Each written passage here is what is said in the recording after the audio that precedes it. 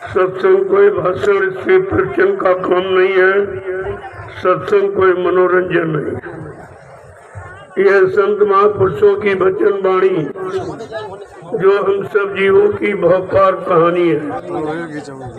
ये जीवात्माएं भवसागर के पार कैसे जाएंगी, अपने सच्चे मालिक प्रीतम का कैसे दिल दर्शन दीदार करें।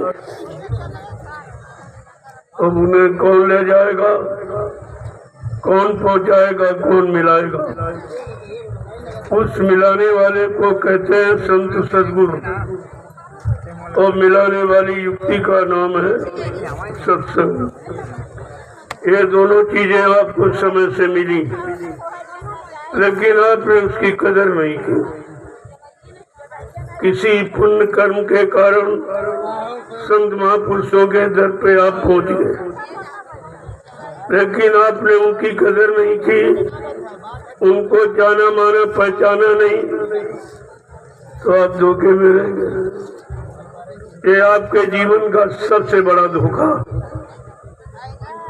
जिसके लिए आप आते जाते रहे हो गुरु दरबार में, तुम अपने गुरु को नहीं पहचान पाए, गुरु के वचनों को नहीं पहचान पाए, और गुरु ने जो नाम का रास्ता दिया उस पर नहीं चल पाए, तो फिर आपने किया ही क्या? जब कुछ किया नहीं तो शंका में चले गए आप। और गुरु में शंका, गुरु के वचनों में शंका, ये तो सबसे बड़े हानि का कारण है। इतनी बार आपको सत्संगों में समझाया गया कि बच्चा शंका मत करना, शंका बड़ी दुखदाई है। अधिशय शंका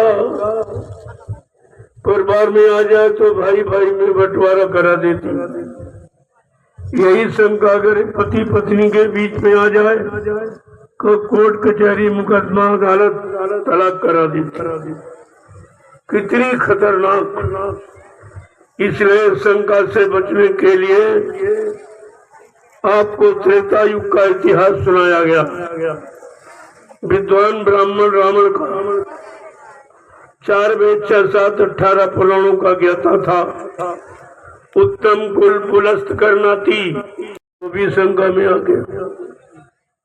किसमें शंका की? इस समय के जगाए नाम में। जो ऋषि मुनियों ने राम नाम जगाया, उस नाम में उसने शंका।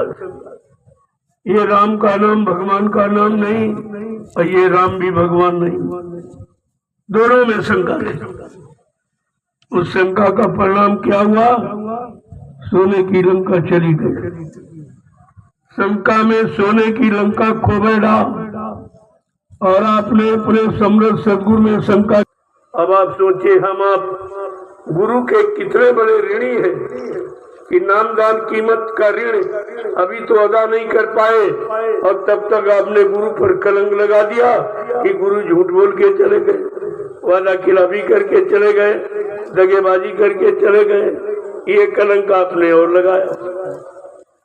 ये बताओ, सजा के सिवा पाने के लिए आपने किया ही क्या?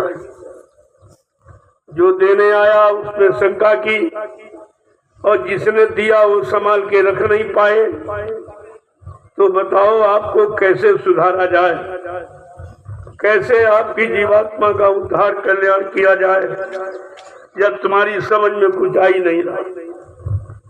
ये इसलिए कि आपने सत्संग वचनों को संभाल के नहीं रखा। इसीलिए महापुरुषों ने लिख के बताया, करिए नित्य सत्संग बाधा सकल मिटाए, फिर ऐसा अवसर ना मिले दुर्लभ नर्तन पाए। हर रोज दर रोज प्रतिरोज सत्संग करो, सुनो सुनाओ पढ़ो पढ़ाओ नहीं करो। जब करोगे उस करनी का अनुभव, करनी का लाभ मिलेगा। लेकिन आपको करनी सिखाई गई नहीं, सुनाया गया, पढ़ाया गया, गाया गया, बजाया गया, लेकिन कराया नहीं गया। बिना किए कोई काम होता ही नहीं। क्या सुनने सुनाने से कोई बन जाएगा काम? या सुनाने वाला कोई तुम्हारा काम बना देगा? जब तक सुनाने वाले ने अपना काम नहीं बना लिया और वो तुमको तुम्हारा काम नहीं बना सका। यही आपको पहचान करनी चाहिए। और सब यहाँ सुनाने वाले, कोई गीता सुना रहा, कोई भागवत सुना रहा, कोई रामायण सुना रहा है, कोई बाइबिल कुरान गुरु ग्रंथ साहब सुना रहा, लेकिन करनी कोई नहीं कर रहा। तो इसका लाभ आपको कैसे मिलेगा? क्या किताबें मोक्ष दिला देंगी? क्या किताबें जीवात्मा का कल्याण कर देंगी? क्या किताबें किसी को महात्मा बना देंगी? आपको सोचना चाहिए। ये कागज है, ये यादगार के लिए, जिन्होंने किया उन्होंने लिख के रख दिया और कहा जब तुम भी करोगे तो मेरा लिखा ये तुम्हें लाभ करेगा। लेकिन यहाँ सब पढ़ने वाले, सब सुनाने वाले, सब रटने वाले, गाने बजाने वाले, करने वाला कोई नहीं। जब करने वाला कोई है ही नहीं तो तुम्हें कौन करने सिखाएगा? इस बात पर आपको विचार करना चाहिए था, लेकिन आपने कोई विचार नहीं किया। संतों ने कितनी मेहनत की जड़ता की ममता से अलग करने के लिए, जड़ता का ज्ञान कराने के लिए और चेतन की तरह पढ़ाने के लिए। आप कितनी आपके साथ मेहनत, कितना लोगों के दरवाजे घर घर जाके सुनाया, बताया, समझाया, कराया, लेकिन तुम्हारी समझ में कुछ नहीं आया, कुछ भी नहीं समझ। और एक दिन नहीं, 10 जुलाई 1952 से लगातार पूरे हिंदुस्तान में घूम घूम कर दरवाजे दरवाजे पुकार गुहार लगाकर कि आपको सब बताया बाबा जी। इतनी मेहनत सृष्टि में किसी महात्मा ने नहीं, किसी ने नहीं की, क्योंकि ये महात्मा का नहीं है, मालिक का काम है। जब स्वतः मालिक भूमंडल पर आया तब उसको किसी की शरण लेने की जरूरत क्या, उसको किसी से पूछने और सलाह लेने की जरूरत क्या। आपने रामचरितमानस को पढ़ा, उत्तरकांड में गोस्वामी महाराज ने क्या लिखा? एक अनीय नामा अज सच्चिदानंद प्रभु धामा। एक अनामी धाम है, वहाँ एक अनामी महाप्रभु है। जब अनामी महाप्रभु स्वतः मानव चोला धारण करके मृत्यु लोक मंडल पर आएगा, प्रभु नाम का प्रचार कराएगा, प्रभु नाम को जगाएगा, सिद्ध करेगा, प्रभु नाम का बेड़ा भवसागर में लगाकर इन जीवात्माओं को प्रभु धाम पहुंचाएगा। तब जीवात्माओं का आवागमन समाप्त हो जाएगा। प्रेमियों, आवागमन ऐसे समाप्त हो, ये किताबें पढ़ने से थोड़ी हो जाएगी। ये अत्तर पत्थर कागज कैलेंडर ये तुम्हारी जीवात्मा का कल्याण नहीं करेगा। ये पत्थर पानी तीरथ मूरत ये तुम्हारी जीवात्मा का उद्धार नहीं करेगा। ये सब आपको समझना चाहिए था, लेकिन 3 युग निकल गए, जीवों को केवल जड़ में फंसा के रखा गया। काल कितना होशियार कि अपने देश में रहने के लिए, अपनी पूजा कराने के लिए सारी जड़ता को आपके सामने खोल के रखा और ये कहा यही सब कुछ तुम पूजा करो, पाठ करो, तीर्थ करो, व्रत करो, हवन जब तब यज्ञ गंगा स्नान कर। और तुमने इसका लाभ नहीं पूछा, भाई इसका लाभ क्या है? कोई काम करते तो लाभ के लिए करते, तो भी आपको नहीं बताया गया इसका लाभ कहाँ तक सीमित है। क्योंकि तुमको तो जीवात्मा के कल्याण के लिए ये मानव शरीर मिला है और तुम ये जड़ में फंस गए हो। जीवात्मा तो चेतन है और ये चेतन नाम के सहारे यहाँ पर उतारी गई है। चेतन नाम काल माया ने मिलकर छीन लिया और जीवात्मा को बिल्कुल निहत्थे कर दिया। अब बेचारी वो तब से फंसी पड़ी। जब कोई चेतन नाम लेके आएगा, चेतन नाम को जगाएगा, चेतन नाम का प्रचार करेगा, तब जीवात्माएं जगेगी। तब अपने घर जा सकेंगी। आज वो मौका कलयुग के जीवों को मिला, न सतयुग के जीव न त्रेता द्वापर, जबकि वो अच्छे युग थे, अच्छी उम्र थी, अच्छा खान पान, अच्छे कर्म लोग करते थे। लेकिन जीवात्मा को कल्याण कराने वाले संत महात्मा नहीं आए, ऋषि मुनि आए थे। उन्होंने तपस्या की, शरीर को भोगों से दूर रखने के लिए जंगल में चले और दिन रात बेचारे कोई उल्टा खड़ा, कोई सीधा खड़ा, कोई नंगे खड़ा, कोई कैसे इस शरीर को कष्ट देते रहे। अरे भाई, ये शरीर का क्या दोष है? दोषी तो मन है, उसको तुमने सजा आज तक नहीं दे पाई और वो बुरे कर्मों पाप कर्मों में तुम्हें लगाकर तुम्हें सजा पाने का यानी कारण बनाता रहता है। और आज भी अपने दुश्मन मन को आप नहीं समझ पाए हो। ये तो संत नाते तो ये कुछ नहीं। इसीलिए उन्होंने लिखा है, घिरी बदरिया पाप की बरस रहे अंगार, और संत न आते जगत में तो जर मरता संसार। अगर संत महापुरुषों का आगमन इस भारत भूमि पर न हुआ होता तो हम सब जीवात्माओं को काल माया के देश से कभी जाने का फुर्सत ही नहीं मिलता। हम नहीं जा पाते। कितना बड़ा काम लेके आए और ऐसे सम्राट मालिक को आप पहचान नहीं पाए, अपना बना नहीं पाए, अपना कोई अच्छा काम करा नहीं पाए और शंका में चले गए। ये कितना भारी जीवों का नुकसान है। पहली बात तक कोई आया नहीं और जो आया उसको आपने पहचान पाया नहीं, अपना कोई काम करा पाया नहीं। फिर सबसे बड़ा जीवों का दुर्भाग्य। इसलिए वो तो दयालु है, दयाल देश से आए हैं, वो काल शक्तियों की तरह सजा दंड देने नहीं आए और एक बार आपको फिर मौका दिया। आपने काम तो ऐसा नहीं किया, दयालु को ही आपने बदनाम किया कि झूठ बोल के चले गए, वादा खिलाफी करके चले गए, दगेबाजी करके चले गए। उन्हीं को आपने बदनाम किया जो तुम्हारे लिए आया, तुम्हारी जीवात्मा के कल्याण के लिए आया। आपने उसी को झूठ बोलने वाला कहा कि कितनी बड़ी भूल है कि आप मालिक को पहचान नहीं पाए। और एक दिन नहीं देखा, 60 साल देखा। मथुरा में 60 वर्ष 10 जुलाई 1952 से 2012 ये उनका परिचय है, जिसने 60 साल अपना परिचय दिया। आपने दर्शन किया, उनके सत्संग वचनों को सुना, उनके हाथ पे आपने सेवा पकड़ाई, उनके वचनों का आपने प्रचार किया और अब कहते झूठ बोल के चले। क्या आपकी पहचान?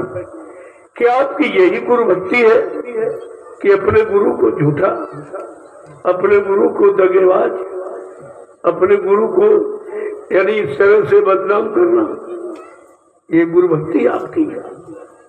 ये विशेष आपने तो सजा का काम किया। लेकिन गुरु दयालु, वो काल शक्तियों की तरह नहीं सजा दंड देते, वो माफ करते। माफी उनका विधान है। जो माफ करने आया वो कभी सजा नहीं देता।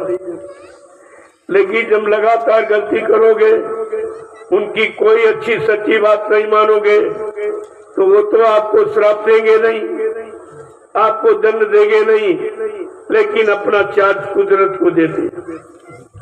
फिर कुदरत सजा सुनाती और कुदरत की ऐसी सजा कोई बच नहीं सकता।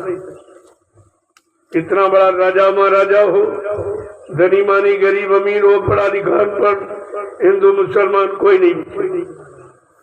इसलिए कर्म विधान आपके लिए बताया गया कि मानव कर्म विधान के अनुसार यहाँ रहेगा। मानव कर्म क्या है और मानव धर्म क्या है, पहले तो आप ये समझे। लेकिन किसी ने आपको आज तक बताया नहीं कि मानव धर्म क्या है अगर किसी विद्वान से पूछो कि धर्म क्या है तो कहेगा पूजा करो, पाठ करो, तीर्थ करो, व्रत करो, हवन जप तप गंगा स्नान करो। अरे प्रेमियों, करो माने कर्म होता और धरो माने धर्म होता।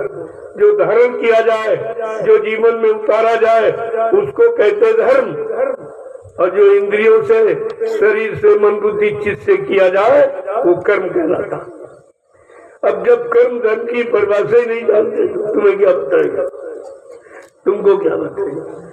तब संतों ने आकर ये भेद खोला कि मानव का कर्म क्या है और मानव का धर्म क्या है। जो आपको लोगों ने सिखाया 3 युगों से, इंद्रियों और शरीर वाला कर्म कि पूजा करो, पाठ करो, तीर्थ करो, व्रत करो, हवन जप तप गंगा स्नान करो, तो कहा इससे क्या मिलेगा? कहा इससे मान मिलेगा, सामान मिलेगा, सम्मान मिलेगा। अगर आत्मा से भजन करोगे तो भगवान मिलेगा। अब आपको भगवान पाने वाला कर्म करना कि सामान सम्मान करने वाला, ये भी आज तक किसी ने आपको बताया। यही असली राज है जिसको काल ने छिपा के रखा अपने राज्य को चलाने के लिए। अगर जीवों को सच्चा का रास्ता बता दूंगा, ये जीवात्मा सब घर चली जाएंगी, फिर मैं शासन किस पर करूंगा, हुकूमत किस पर करूंगा, राज कैसे चलाऊंगा। देखो काल कितना होशियार, अपनी राज व्यवस्था बनाने चलाने के लिए तुमको फंसा के रखा और जितने आए सब फंसते गए, चाहे धनी मानी गरीब अमीर सब। जिनको आप भगवान कहते हो, त्रेता के राम, द्वापर के कृष्ण, उनको भी फंसा के रखा, वो भी मान सम्मान में फंस के रह गए। राजपाट, धन दौलत, मान सम्मान, अधिकार में वो भी पति पत्नी बाल बच्चों में वो भी फंस के रह गए, वो भी नहीं निकल पाए। तुम जिनकी पूजा करते हो वो भी नहीं निकल पाए, तो तुम्हें कैसे निकालेंगे? ये नहीं आपने विचार किया। जब राम ने करोड़ों को मारा लंका में, तो उनको चिंता हो गई कि हमारा दुश्मन तो एक था, हमने अनेकों को मार दिया, जो बेचारे निर्दोष थे। जब ये हत्या उनके सिर पर बैठी तो कह रही तुमने बहुत गलत किया। उनको बेचारों को प्रायश्चित किया करना पड़ा, और जब प्रायश्चित से कोई नतीजा नहीं निकला तो अंत में सरजू में डूब के मर गए। ये आप क्या है? तुम कहते हो भगवान, तो भगवान तुम्हारा आत्महत्या करके प्रत्योनि में चला गया, तो तुम्हें कैसे निकालेगा? जो तुम 4,84 लाख नरकों की योनियों में जाने वाले कर्म कर रहे हो, तो तुम्हें कौन निकालेगा? तुम्हारा भगवान तो खुद ही नरक में चला है। उधर कृष्ण भगवान ने महाभारत करके करोड़ों को मरवा डाला। इतनी बड़ी हिंसा और हत्या, अगर एक आदमी मृत्युलोक में किसी आदमी को जान से मार दे तो 302 का मूल्य माना जाए, अब उसको प्राण दंड दिया जाता है। इसने दूसरे के प्राण लिए हैं, बदले में इसको प्राणों की आहुति देनी पड़ेगी। ये नियम है आपके यहाँ। एक मारा तो 302 का मूल्य, जिसने करोड़ों मारे उसकी पूजा हो रही है। पहले विधान देखिए आप, ये मृत्युलोक का विधान है। जो जैसे कर्म करेगा वैसा फल उसको मिलेगा, चाहे अवतारी शक्तियां हो, चाहे सांसारिक कोई भी। ये विधान है आपका। और विधान लिख के रखा कि कर्म प्रधान विश्व रची राखा, और जो जस करी ये तो तस फल चाखा। भगवान राम ने खुद कहा, मैंने कर्मों के विधान से सारी सृष्टि की रचना की। जो जैसा कर्म करेगा मैं वैसा ही फल दूंगा। एक दूसरे से अदला बदली नहीं, ना मैं नष्ट कर सकता ना खत्म, वरना अदला बदली कर सकता। अच्छे का अच्छा और बुरे का बुरा, दोनों का परिणाम अलग अलग होता। ये नहीं आपने पुण्य कर दिया तो पाप खत्म हो जाता, ऐसा नहीं बेटा। और आगे लिख के बताया, कोई शंका में न रह जाए कि तुम्हारे कर्मों की सजा कोई माफ कर सकता। कि काल ने मैं तिन कर भ्राता अशुभ मैं कर्म फल दाता। क्या कह रहे हैं भगवान? स्पष्ट बता रहे, भाई शंका में मत रहना, मैं महाकाल के हुक्म से आया हूं। भगवान क्या कह रहा? मैं महाकाल के हुक्म से आया हूं, मैं सत्पुरुष के हुक्म से नहीं आया हूं। साफ साफ कह रहा, मैं काल के हुक्म से, और भी महाकाल के हुक्म से इस काल नगरी में काल रूप धर के आया हूं। और तुम्हें भाइयों जो काल के कानून में बने तो तुम हमारे भाई हो, लेकिन भाइयों मुझको ये अधिकार है कि जैसा जो कर्म करे वैसी उसको सजा दे। मैं तुम्हारे बुरे पाप कर्मों को क्षमा नहीं कर सकता हूँ, ये अधिकार मुझको नहीं। ना माफी दे सकता हूँ, ना अदला बदली कर सकता हूँ, ना इनको नष्ट कर सकता हूँ, ये मुझ में अधिकार नहीं है। मैं इसकी सजा दूंगा, अच्छे की अच्छी और बुरे की। अब बताइए, तुमने भगवान की बात नहीं मानी?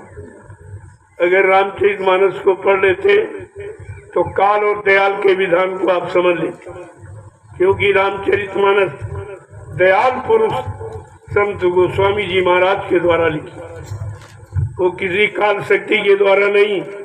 काल का कानून नहीं है, दयाल का कानून है। लेकिन तुमने उस दृष्टि से पढ़ा ही नहीं, और लोगों ने उस दृष्टि से आपको बताया भी नहीं। वो तो अपनी स्वार्थ दृष्टि से कि किसी तरह से तुमको बहका समझा के तुम्हारे जेब की रकम अपने आप में ले, तुम्हारे घर का धन अपने पास, अपना घर बना ले, तुमको गरीब कर। ये योजना है काल की। काल के जीवों को तुम्हारे साथ लगा दिया और वो काल के कार्यों में फंसाकर तुमको एकदम गरीब कंगाल बनाते चले जा रहे। अपना रईस बन गए, तुम कंगाल हो गए, और तुमने अपनी बुद्धि नहीं दौड़ाई कि ये हमारा धन ले रहा है, हमको बदले में कुछ नहीं दे रहा, केवल किताब सुना रहा, और किताब भी अपने घर ले जा रहा, और पैसा भी ले जा रहा, सामान भी ले जा रहा। फिर तुमको क्या बना? सुनाने वाले ने तो सब कुछ ले लिया, लेकिन ऐसे सुनने वाले तुम्हें क्या दिया? और आज तक तुम इस पर विचार नहीं कर पाए। और ये आज भी व्यापार हो रहा, ये अध्यात्म व्यापार नहीं है। अध्यात्म मानव सुधार के लिए, जीवात्माओं के उद्धार के लिए, अध्यात्म व्यापार के लिए नहीं है। लोगों ने व्यापार का रास्ता बना रखा, और संत महापुरुष उस व्यापार से आपको बचाना चाहते हैं, आपको निकालना चाहते हैं, लेकिन तुम उनकी सुनते ही नहीं हो। उनकी अच्छी सच्ची बात जो तुम्हारे हित भले की, वो तुमको सुनाई नहीं देती, और वो तुमको दिखाई नहीं देते जो तुम्हारे हित के लिए काम कर रहे हैं, जो तुमको निरंतर लूट रहे हैं, ठग रहे हैं, भ्रमित कर रहे हैं, और तरह तरह की परेशानी, मुसीबतें और जिल्लतें पैदा कर रहे हैं, और तुम्हारे सामने मुसीबत दुखों का भंडार लाके खोल दिया। अब तुम अपने आप को कैसे बचा सकोगे? क्या कभी इस पर विचार करते हो? कुछ नहीं, कुछ नहीं। कितना आपको सुनाया समझाया जाए, एक कार्य सच्ची में किसी ने नहीं किया। जो उनके पास गया, काल शक्तियों के पास, उन्होंने देखा कि धन दौलत वाला है, मोटी रकम लेके आया तो फट से कुछ किताब सुना दी और ले लिया। तुमने ये भी नहीं पूछा, चलो पैसा ले लिया हो तो किताबें ही दे दो हमको, फिर जरूरत पड़ेगी तो घर में पढ़ लूंगा। तो किताब भी नहीं दी, किताब भी ले ली और पैसा भी ले लिया। और तुम बुद्धिहीन ये भी नहीं समझ पाए कि हमको तो कुछ मिला ही नहीं, जेब खाली हो गई, खाली लौट आया। अरे बाजार में जाते हो तो जेब खाली होता तो झोला तो सामान से भर जाता, तसल्ली हो जाती कि जेब खाली हुई लेकिन झोला तो भर गया। लेकिन इन दुकानों पर जाकर, जो धर्म की दुकानें लगा रखी लोगों ने, वहां जाकर आपको क्या मिला? कोई बता दे। कोई देवी, कोई देवता, कोई भगवान, कोई खुदा, कोई गाठ आपको मिला आज तक? फिर कैसी पूजा? तो देखा तो ये है कि देखे बिन न होए प्रतीति और बिन प्रती तो होए नहीं प्रीति। बिना आंख के देखे कोई विश्वास नहीं होता, कोई संबंध नहीं होता, कोई रिश्ता नहीं होता, किसी से प्रेम नहीं होता। और तुमने आंख से किसी को नहीं देखा, न ब्रह्मा को, न विष्णु को, न शंकर को, न राम, न कृष्ण को, न देवी, न देवता, आपने आज तक किसी को नहीं देखा। फिर तुम्हारा रिश्ता बिना देखे ये कितने दिन चलेगा? अरे विचार करो कि तुम कहाँ जा रहे हो। कितने घोर अज्ञानता के अंधकार में भागते चले जा रहे हो और तुम्हें न दिखाई दे रहा न सुनाई दे रहा। और संत महात्मा इधर पुकार लगा रहे, अरे भाई कहाँ जा रहे हो? कितने युग बीत गए भागते दौड़ते, जड़ पूजा करते, आपको क्या मिला? जो तुम्हारा भगवान बन के आया वो भी जड़ पूजा में लगा रहा, उसकी जीवात्मा का कल्याण अभी तक नहीं हुआ। वो तो आज भी नरकों में पड़े हैं, क्योंकि उन्होंने हिंसा हत्या की थी। हिंसा हत्या का बहुत बुरा परिणाम। और आज कितनी हिंसा हत्या उन्होंने तो मनुष्यों की, लेकिन आज वो बेचारे जीव बिन बोला, जो न बोल सकते न कुछ कह सकते, आज उनकी हिंसा हत्या हुई। कितने मुर्गे काटे, कितने मछली काटी, कितने बकरे काटे, कितने अंडे फोड़े, कितने गर्भपात करके मासूम बच्चों की हिंसा और हत्या आपने कराई कर रहे हो। ये बताओ इसका कितना बुरा परिणाम होगा? क्या कभी आपने हिंसा का इतिहास पढ़ा है? और ये सब हो रहा, और ये राजा के द्वारा हो रहा। राजा परमिशन दे रहा, लाइसेंस बना रहा। पहले लोग चोरी चोरी करते थे, थोड़ा डर के भय से। अब जब राजा ने परमिशन दे दी तो खुलेआम सड़कों पर देखिए आप, कितने यानी निर्दोष जीवों का खून बहाया जा रहा। उनको काट काट के टुकड़े करके लोग उसको ले रहे, खरीद रहे, पैसा दे रहे और गंदे आहार का सेवन करते हैं। फिर वो गंदगी परिवार में फैल गई, वो औरत को गाली दे रहा, डंडा मार रहा और बच्चे को मार रहा, यानी जब परिवार में और मोहल्ले में एकदम कलह, सारी कलह आपने फैला इस गंदे खान पान की। और इस पर न राजा सोच रहा न प्रजा सोच रहा। ये कैसा समय आया कि राजा प्रजा एकदम सोचने से बहुत दूर, और सोचा राजा बुद्धि से और बुद्धि आपने खराब कर दी। कहीं गांजा पिया, कहीं चरस पिया, कहीं अफीम पिया, कहीं दारू पिया, हेरोइन किया, तरह तरह की। उसका नाम नशा गया, यानी नष्ट कर गया, तुमको बर्बाद कर गया।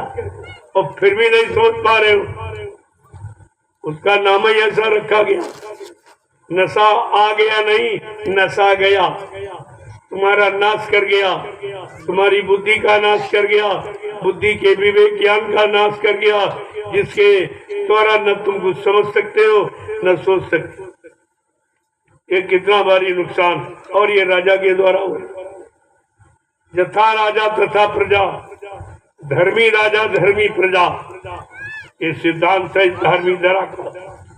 अगर राजा धार्मिक होगा तो प्रजा को धार्मिकता के रास्ते पर चलाएगा, धर्म के रास्ते पर चलाएगा, धर्म की तरफ प्रेरित करेगा, सबको धार्मिक और सच्चाई का रास्ता बताएगा। लेकिन जब राजा ही गलत हो गया तो प्रजा बिचारी, इसलिए गोस्वामी जी महाराज को जब रामचरितमानस लिखी उन्होंने, तो उन्होंने राजा के बारे में लिखा कि भारत जैसे धार्मिक देश का राजा कैसा होगा, कौन राज कर, क्योंकि भगवान राम ने इसी धरती पर राज किया, भगवान कृष्ण ने इसी धरती पर राज किया। ये धरती भगवान की, भगवान ने राजनीति की है, ये धरती नेताओं की नहीं है। हमारे देश में नेता शब्द कभी रहा नहीं, और जब से ये शब्द आया और तब से सिवाय नुकसान के अलावा कुछ, हर चीज का बिल्कुल विनाश कर दिया। इस शब्द में विनाश कर दिया, क्योंकि ये शब्द केवल एक व्यक्ति के साथ लागू होता है, नेता सुभाष चंद्र बोस, और किसी के आगे नहीं। जो जनता का, प्रजा का नेतृत्व करे।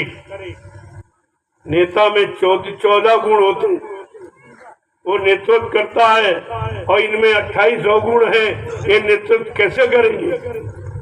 ये सब स्वार्थी लोभी लाती, इसमें सेवा धर्मार्थ परमार्थ किसी में नहीं।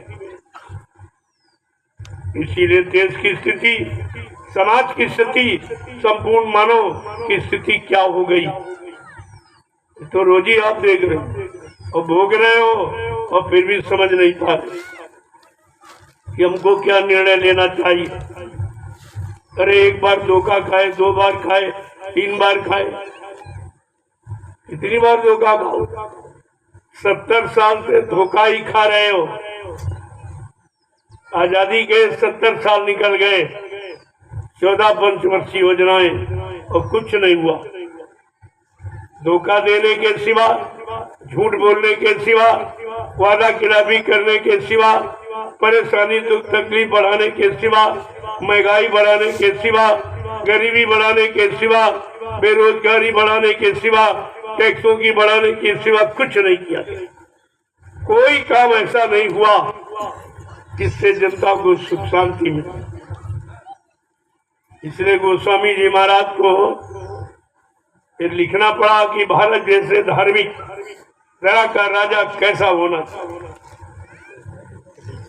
कि जासु राज प्रिय प्रजा तुखारी, असुर अवसी नरक अधिकारी। कहा जिसके राज्य में प्रजा दुखी, वो राजा नरक में जाए। सीधा, बिल्कुल सीधा।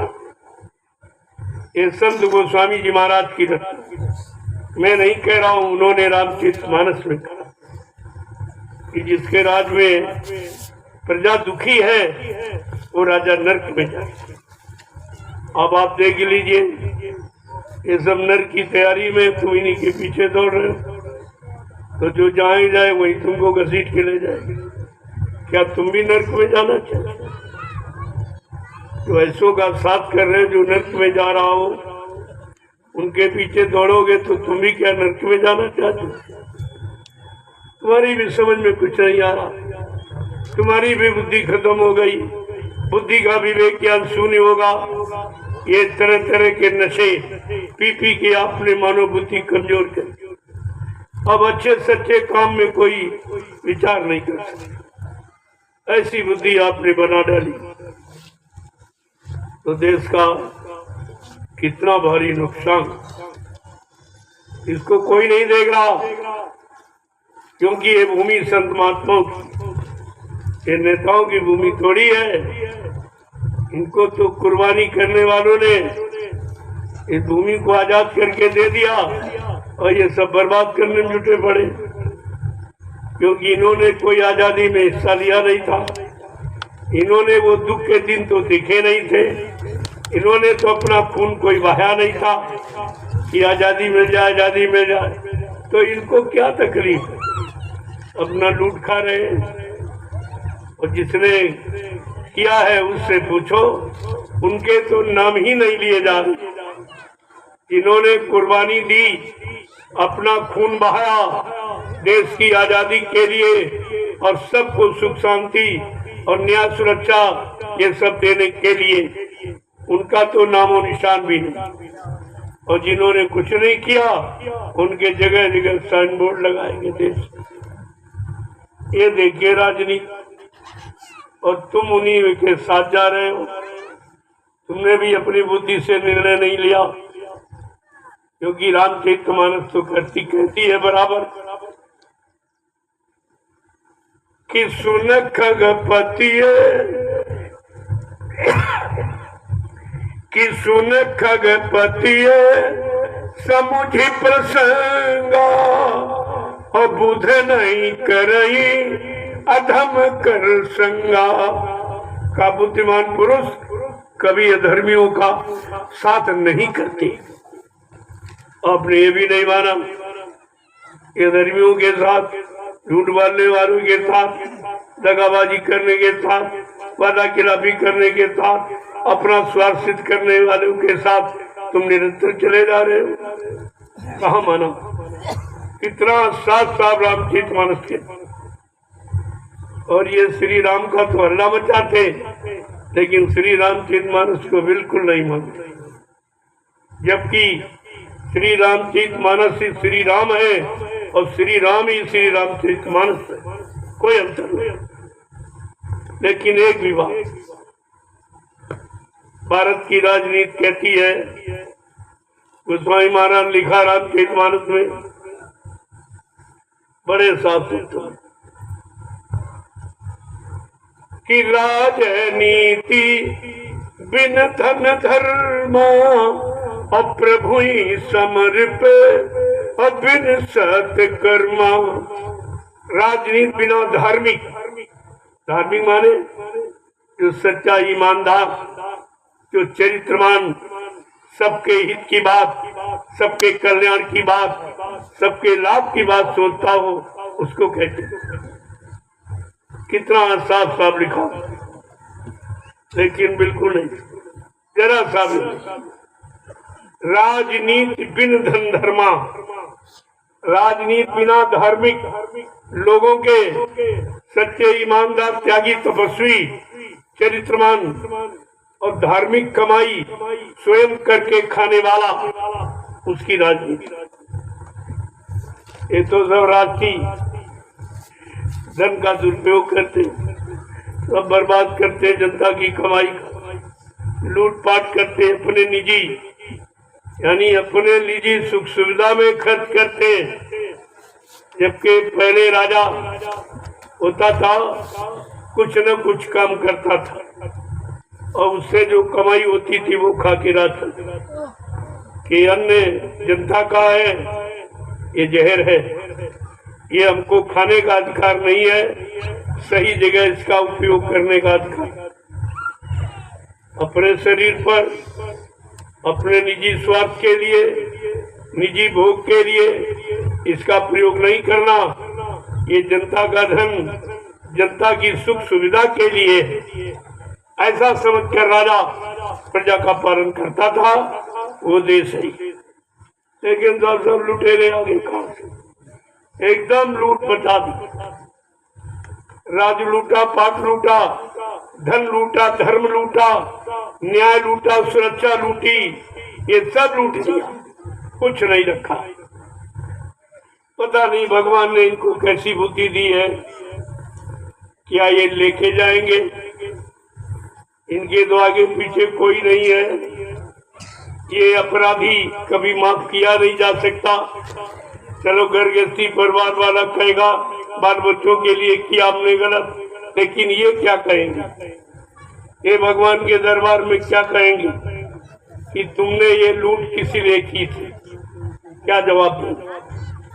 फिर वो कहेगा ले जाओ इनको नरकों में, इतने सालों तक सड़ाओ, गलाओ, मारो, पीटो, उल्टा टांगो इनको, ये सजा है।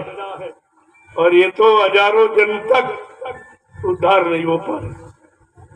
तो तब से राज और राज से नर्क, ये सिद्धांत है। तपस्या की आपने तो राजा बन गए हो, अगर राज का भोग किया, निजी अपने लिए उपयोग किया है, तो फिर नरक में चले जाओ, फिर आपका कोई कल्याण नहीं। और ये सब नरकों की तैयारी।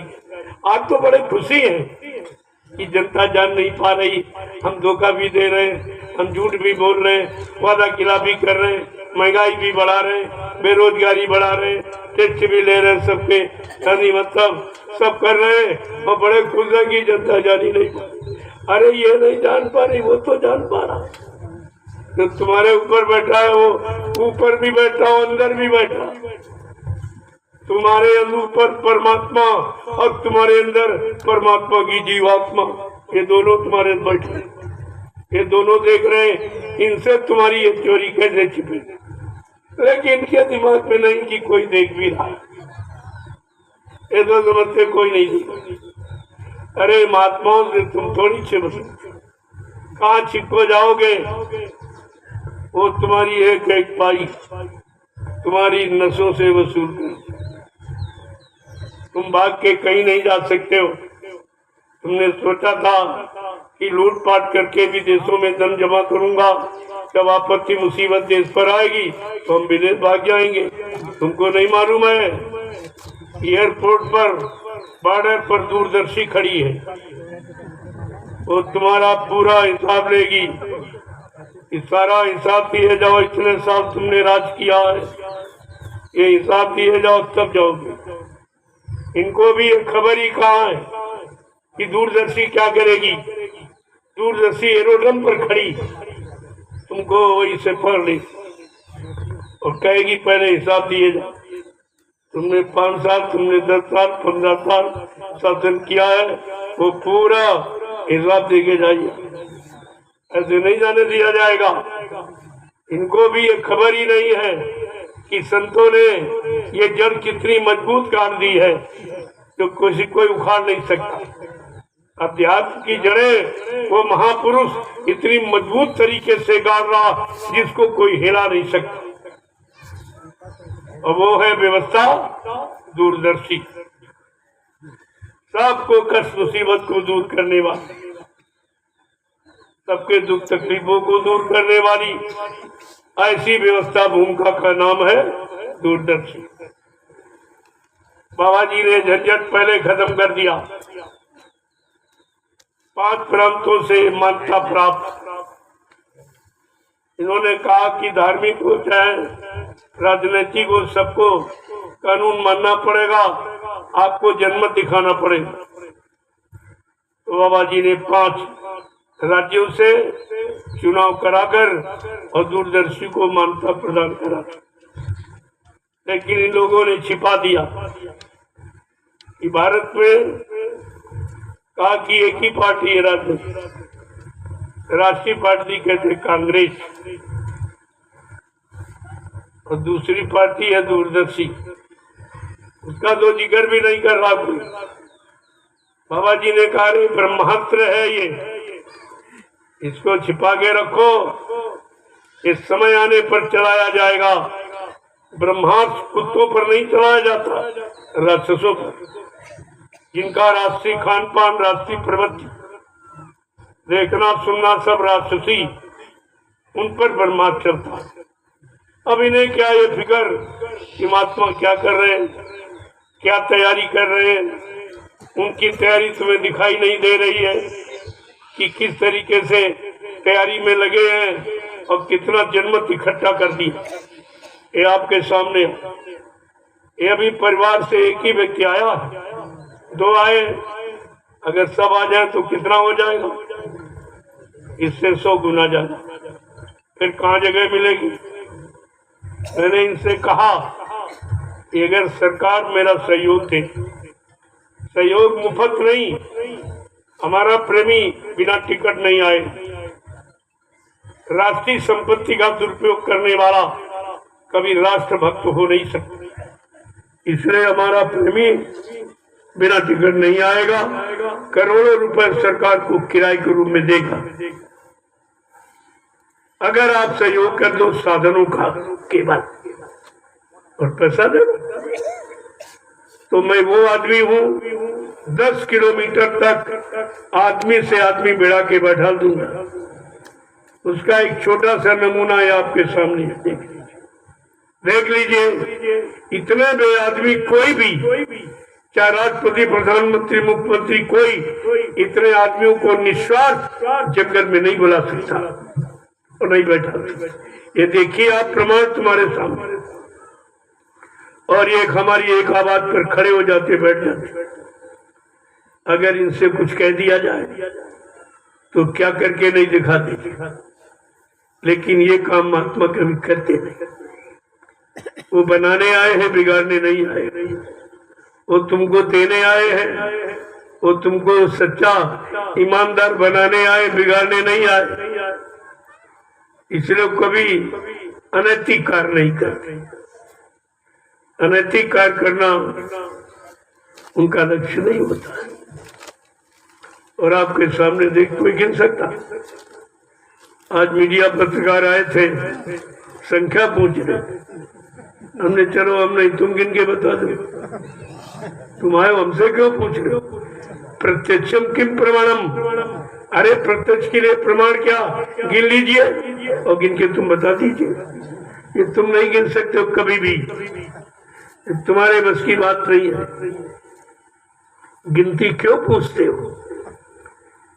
क्योंकि देखो, भोजन भंडारा करने वालों को गिनती नहीं बताई जा सकती, प्रसाद लेने वालों की गिनती नहीं बताई जा सकती, सत्संग सुनने वालों की गिनती नहीं बताई जा सकती। ये गिनती का विषय है ही नहीं है। लेकिन बेचारों कुछ पता नहीं है, इधर उधर हंगामा हो जाता है। क्योंकि सच्चाई वहां है, यही तो पहचान है। जहाँ सच्चाई है वहाँ बुराई रह नहीं सकती, वहाँ लड़ाई हो नहीं सकती। आप इस पर विचार क्यों नहीं करते? कुछ लोगों ने नकल की, जगह जगह बड़े बड़े समुदाय इकट्ठे करने लगे और भगदड़ मच गई। कहीं इतने मर गए, कहीं उतने मर गए।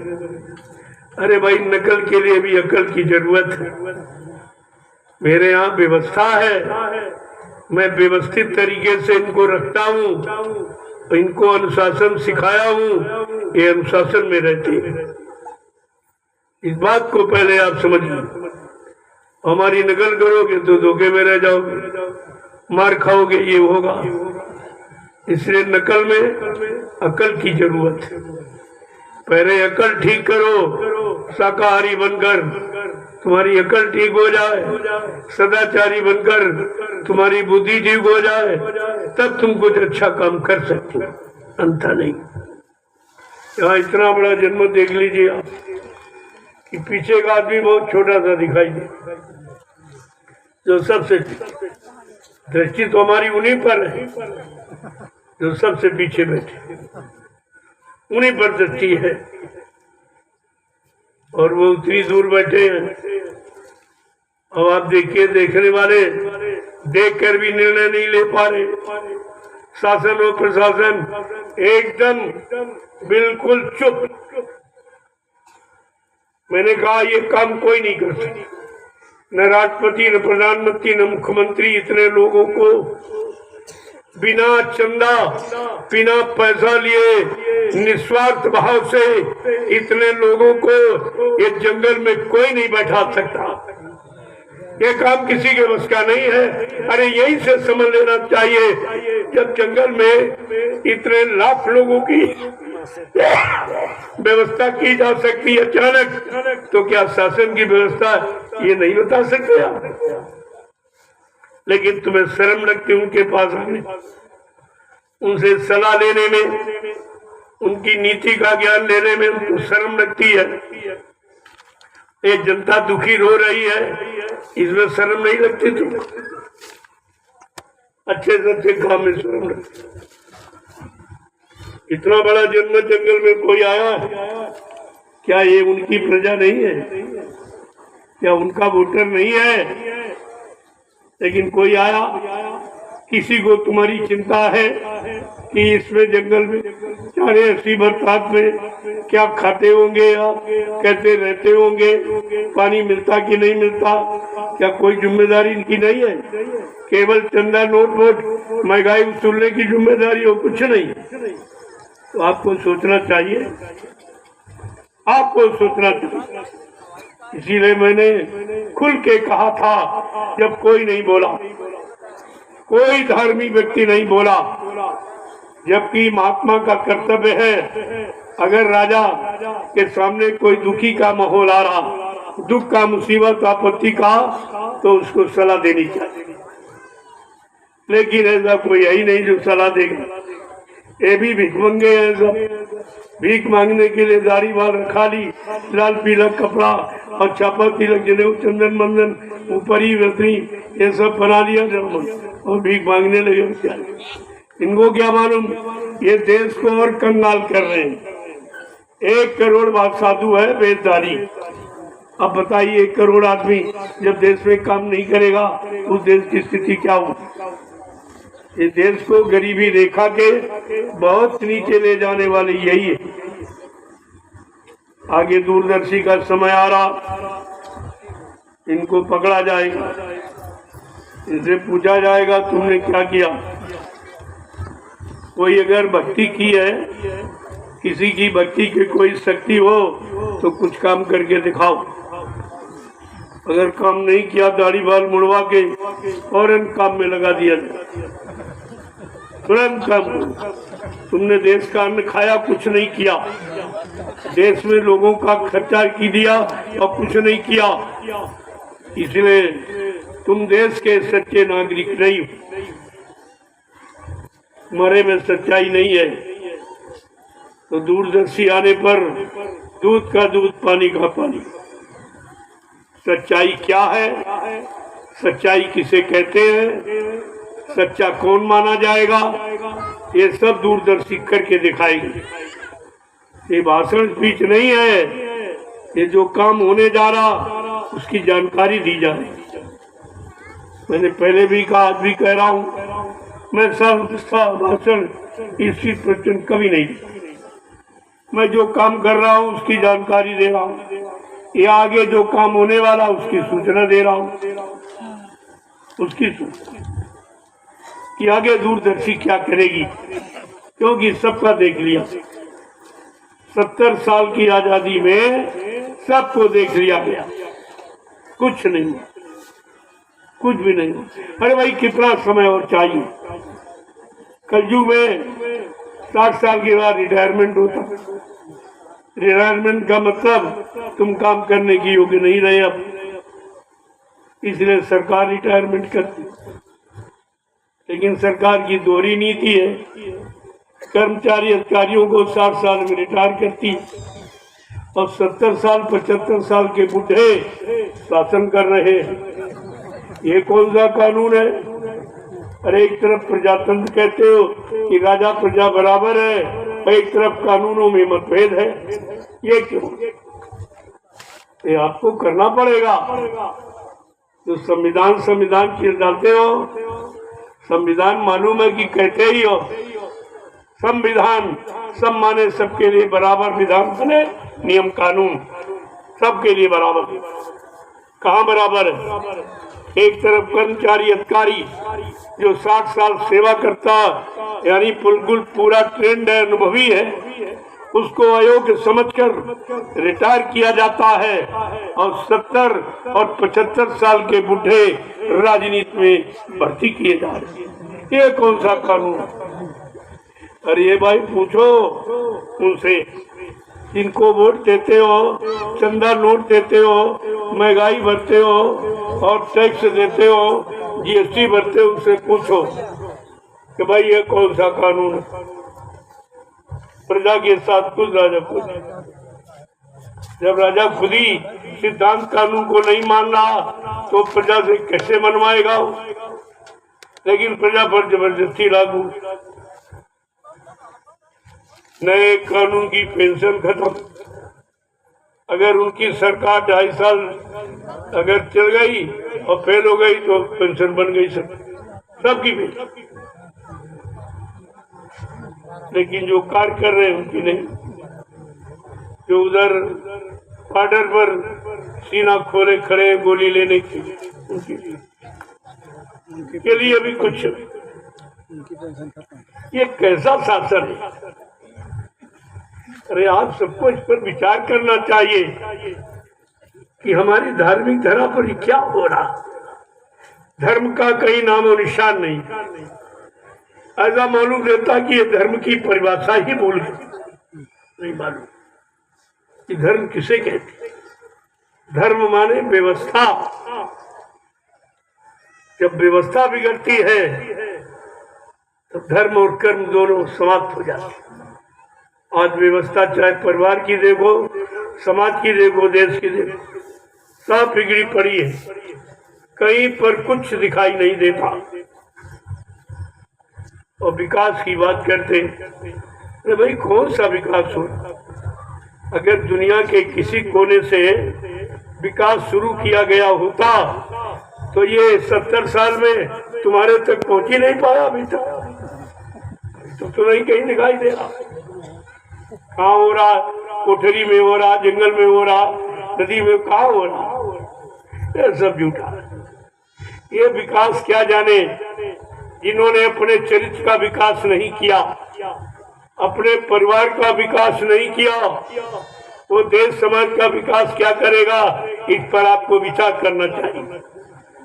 कुछ नहीं, कुछ नहीं, सब चुप और सब उसी के सहयोगी। जब इतनी बुद्धि तुम्हारे पास नहीं है कि हमको किसका सहयोग करना चाहिए, अगर सहयोग करते हो और तुम्हारा सहयोग गलत जगह लग रहा तो तुम भी उसके भोक्ता बनोगे। जो भी अच्छा बुरा करेगा उस परिणाम में तुमको भागीदार बनना पड़ेगा। ये नियम है आका। इसे कहते हैं संग दोष। जैसे का साथ करोगे और उसका दोष तो आप पर जरूर लगे और आपको भी भोगना पड़ेगा। ये नियम है। कहने का मतलब है कहीं आप दृष्टि नजर डाले तो सुख शांति कहीं दिखाई नहीं देती। सब रोते नजर आ रहे हैं। क्या भारत का इतिहास यही है? क्या भारत का संविधान यही है? क्या भारत के कानून यही है? आपको इस पर विचार करना चाहिए, क्योंकि तुम प्रजा हो। प्रजातंत्र में प्रजा को पूरा अधिकार है अपने दुख तक मुसीबत को कहने का। अगर वो नहीं सुनता है तो तुरंत दरवाजा बदल दिया जाता है। उस दरवाजे पे फरियाद नहीं की जाती जहाँ फरियादी की फरियाद सुनने वाला कोई नहीं।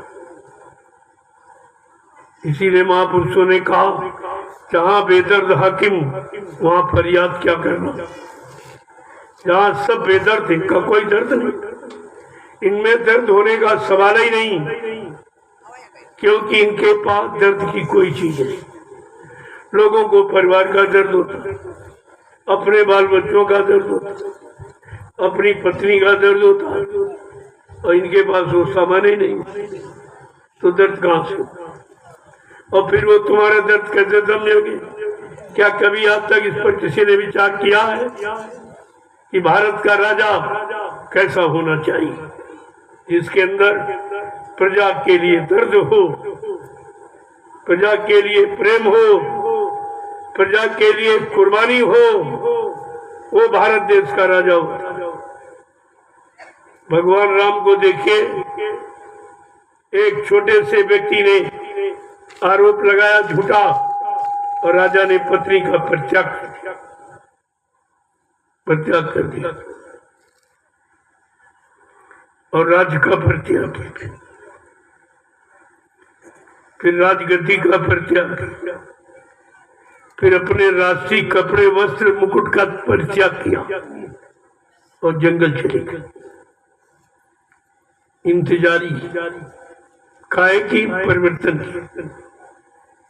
जो रामराज की स्थापना करने आए हैं उसकी इंतजारी करने के लिए जंगल, इंतजारी गद्दी पर राष्ट्रीय कपड़े मुकुट बांध कर नहीं, इंतजारी की जंगल में, और कितने दिन? 14 वर्ष। तो आपको तो अभी 12 वर्ष हुए और तुमने इंतजारी भी नहीं की, भगदड़ की। तुम्हारा इंतजारी का इतिहास अभी नहीं है। अभी कितना और बढ़ जाएगा, कितने दिन और लग जाएंगे, क्योंकि जितना समय बढ़ेगा उतनी तुम्हारी मजबूती देखी जाएगी। तुम अपनी जगह दृढ़ मजबूत स्थिर हो कि नहीं हो, इसीलिए समय बढ़ाया जाता है। कहा था परिवर्तन तो चुटकी बजाते हो, फिर क्यों नहीं हो रहा? कहा उस चुटकी बजाने में तुम भी नहीं बच रहे हो, इसलिए नहीं हो रहा। तुम भी अभी नहीं बच रहे हो कि तुम भी विरोधी और दोषी ही हो। तुम भी गुरु के विरोधी हो, गुरु की व्यवस्था भूमिका के विरोधी हो, तो तुम भी तो सजा पाने के लायक हो। इसलिए अगर चुटकी बजा दी जाए तो अपने भी चले जाएंगे, इसलिए देर है।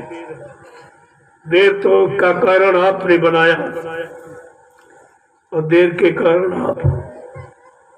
बाबा जी ने क्या कहा था? मैंने परिवर्तन का पूरा मसाला तैयार कर लिया, जब तुम उसके काबिल दिखाई दोगे तो सौंप दूंगा। अब काबिलियत योग्यता की पहचान कैसे होती? का परीक्षा के द्वारा। और गुरु ने अपनी परीक्षा दी, क्योंकि हम आप परीक्षा के लायक नहीं थे। जब पढ़ाई नहीं की तो परीक्षा किस बात की ली जाए? और परीक्षा आप दे ही कह सकते थे, और गुरु ने परीक्षा अपनी दी और फिर तुम हो गए। देखो कैसा अनोखा, ये कलयुग का अनोखा इतिहास के गुरु ने परीक्षा दी और चेला फेल हो गए। ये क्या है? ये अजीबो गरीब देखिए परिवर्तन। और फिर भी तुम्हारी समझ में नहीं आ रहा था। कह रहे सज्जू नहीं आया, सज्जू नहीं आया। हमने कहा सज्जू तुम्हारे पीछे खड़ा, देखो देखो तो घूम कर, घूम के देखो, मुड़ के नहीं, घूम कर। घूमने मुड़ने में फर्क है। इस तरह से पूरा घूम जाओ,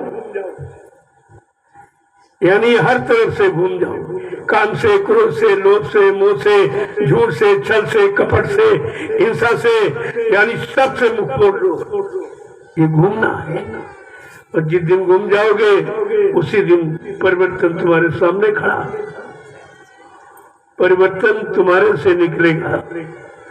बाबा जी किसी देश से खरीद के नहीं ले आएंगे जो तुमको पकड़ा देंगे। परिवर्तन हमारे तुम्हारे अंदर बैठा। अगर आप देखें तो रोज कितनी बार तुम सज्जू में जाते हो, कलयुग में जाते हो। अपने में देखो कितनी बार रोज आप कलयुग सज्जू में जाते हो। अब आप समझ लीजिए कि जब तक कलयुग तुम्हारे अंदर का नहीं जाएगा तो क्या बाहर का कलयुग सज्जू देख सकोगे? जब अंदर का कलयुग निकल जाएगा तब बाहर सज्जू ही दिखाई देगा और कुछ आपको नहीं दिखाई देगा। लेकिन अपने अंदर का तो कलयुग निकालो, वो तो तुम नित्य प्रति और बढ़ा रहे हो। और जो निकालने आया और उसी को आपने कहा मर के चला गया, तो तुम्हारा कलयुग अंदर का निकालेगा कौन? और तुम्हारे में क्षमता है नहीं कि निकाल। तो कहा था बच्चा नहीं निकालोगे तो सज्जू कज्जू के एक टक्कर में निकल कचू मर जाएगा। देखा तो अब एक कचूमर क्या है? वही तो निकल रहा तुम्हारा। जो रो रहे हो, परेशान हो, यहाँ इतने व्यक्ति आते हैं, कोई ये नहीं कहता कि हमको भगवान प्राप्ति करा दो, ये बीमारी दूर कर दो, झगड़ा दूर कर दो, ये संकट है, बहू नहीं आती है, बेटा नहीं कहना मानता, मरता है, गाली गलौज करता है, ये कोर्ट है, ये कचहरी, मुकदमा है, ये सब हो रहा, यही सब सुनाने आते हैं। कोई ये नहीं कहता कि हमको भगवान चाहिए, भगवान प्राप्ति का रास्ता बता दो, हमको शांति दे दो, हम बैठकर अब भजन करें। कोई नहीं कहता। ऐसा मालूम पड़ता कि भगवान किसी को चाहिए नहीं, इसी से फुर्सत नहीं है। झगड़े झंझट बीमारी ये और वो सब दिन रात सुनता हूँ। तभी तो पता चलता अभी कोई भक्त ही नहीं है, अभी जगत भगत है। और जगत के भक्त माया के पुजारियों की बात है, और इनसे और अध्यात्म के भक्तों में अंतर है। औकात दोनों में बैर है, जगत भगत का बैर है। चारों युग प्रमाण, चारों युगों का प्रमाण है कि संसारियों का और भक्तों का हमेशा बैर, ना उनकी मानते ना उनकी मानते, ना उनके अनुसार चलना चाहता ना उसके अनुसार वो चलना चाहता। यही झगड़ा है, इसी को कलयुग कहा जाता। कलह युग, कलह माने लड़ाई झगड़े का युग। और कहीं आप नजर डालिए, हर तरफ झगड़ा, पिता पुत्र में झगड़ा, भाई भाई में झगड़ा, पति पत्नी में झगड़ा, जात पाति में झगड़ा, हिंदू मुसलमान में झगड़ा, ये झगड़ा ही झगड़ा चारों तरफ। राजा रैयत में झगड़ा, गुरु शिष्य में झगड़ा। अब आप कहाँ बच के जाओगे जब माहौल झगड़े का बन गया। महापुरुषों ने कहा, अरे भाई कलयुग घेरे चारी ओर, मनुआ जइयो को नहीं हो। तुम कहाँ जाओगे, कलयुग में चारों तरफ घेरा डाल दिया और तुमको उसी घेरे में बंद कर रखा। अब तुम कहीं निकल के जा नहीं सकते। लेकिन महापुरुष ने भी वादा किया और दावा किया, मैं कलयुग को भगाऊंगा और सतयुग को लाऊंगा। ये भी बात बड़ी अनोखी है, बड़ी विचारणीय है कि एक तरफ कलयुग जोर मार रहा, चारों तरफ कुलाल मचा रहा, मारकाट, हिंसा, चोरी डकैती, कत्ल बलात्कार, इसको लूटना, इसको सताना, इसकी छीना झपटी, ये महंगाई, ये गरीबी, बेरोजगारी, ये टैक्सों की भरमार, ये सब हो रहा। तो कलयुग तो कितना जोर मार रहा। एक तरफ बाबा जी कह रहे हैं मैं सज्जू को लाऊं, बिल्कुल अपोजिट है, उल्टा, एकदम उल्टा। लेकिन लिखा वो झूठ नहीं कि संत वचन पलटत नहीं, पलट जात ब्रह्मांड। चाहे ब्रह्म अपनी ब्रह्मांड की रचना में तब्दीली बदलाव क्यों न कर दे, लेकिन संत जो कहेंगे वो करके दिखाएंगे। उनकी जबान दस्तावेज होती, अकाट सब, लेकिन उनका काम करने का समय है। बाबा जी ने कहा था कि मैंने राजनीति लोगों को मौका दे दिया ताकि तुम ये न कह सको कि बाबा जी ने हमको मौका नहीं दिया, ये काम हम भी कर सकते। हमने कहा सबको मौका दिया, अच्छा से अच्छा, बुरा से बुरा, जो तुम करना चाहते हो अपनी इच्छा पूरी कर लो। इसके बाद आ रही है दूरदर्शी। इसके बाद वो अपनी झाड़ू से ये हिंदुस्तान की सारी गंदगी बाहर कर एक किनारे लगा देगी, ये जितनी गंदगी। और बाबा जी ने कहा, लेकिन आप भूल गए। उन्होंने कहा कि भगवान राम को परिवर्तन में 14 वर्ष लगे, कृष्ण को 18 दिन लग गए, लेकिन बच्चा कलयुग के परिवर्तन में हमको 18 मिनट भी नहीं लगेंगे। कहा मेरे पास वो भूमिका व्यवस्था है, 18 मिनट भी नहीं। जो इतनी बड़ी भूमिका लेके आया है वो खाली हाथ चला जाएगा, वो अपना काम करके जाएगा। तुम्हारा ये भ्रामक प्रचार एक किनारे रह जाएगा, तुम पश्चाताप करोगे, रोगे, चिल्लाओगे, ये भारत की जनता तुम्हें माफ नहीं करेगी। कहेगी जो गुरु का नहीं हुआ किसी का नहीं, जिसने गुरु को नहीं बख्शा वो किसी को नहीं बख्श सकता। इसलिए तो जनता निर्णय देगी आपको, चिंता मत करो। वो भूमिका आपके सामने बन के आ रही है। एक एक पाई का हिसाब जो तुमने इन प्रेमियों से लिया ले रहे हो और नाजायज तरीके से खर्च कर रहे हो, अपने भोग विलास में, अपने इच्छाओं की पूर्ति में खर्च कर रहे हो, वो एक एक रुपया तुम्हारी नसों से वसूल किया जाएगा। महात्माओं की ऐसी नीति है। अब इनको क्या समझ, मौज मस्ती मार रहे हैं कि हमने लूट लिया, भी लूट रहा हूँ, क्या कोई कर लेगा? अरे करने वाला वो सब कुछ है। वो तुम कहाँ जाओगे बच्चों? संत रविदास जी जो मीराबाई के गुरु थे, जो सैकड़ों साल पहले आए थे और आज का इतिहास लिखे, ये है जो संत त्रिकालदर्शी होते, भूत भविष्य वर्तमान के जानकार। उन्होंने लिखा है अपनी ज्ञान पोथी में कि भारत का इतिहास कैसा होगा और वो इतिहास को बनाने वाला, वो परिवर्तन करने वाली शक्ति कैसी होगी। उन्होंने पूरा परिचय दिया कि भारत में अवतारी होगा जो अति विस्मयकारी होगा, ज्ञानी और विज्ञानी होगा, वो अद्भुत सेनानी होगा। वो ऐसा अनोखा सेनानी, तीर तमंचा भाला बर्छी बम नहीं फेंकेगा, केवल अपनी वैचारिक क्रांति के द्वारा देश दुनिया को बदल के दिखा देगा। और वो अनोखा, सृष्टि का अनोखा पुरुष एक अनोखी लीला करेगा। कौन सी? जीते जी कई बार मरेगा और छंदम भेष में वो विचरेगा। देश बचाने के लिए होगा एक आवाहन, युग परिवर्तन के लिए चले प्रबल तूफान, तीनों ओर से हमला होगा, देश के अंदर दो ही घपला, सभी तरफ कोहराम मचेगा, कैसे हिंदुस्तान बचेगा। और एक बहुत बड़ी बात रविदास जी कह रहे हैं, जिसने भारत माँ सताई और जिसने इसकी करी लुटाई। कौन कौन लूटने वाले भारत माता को?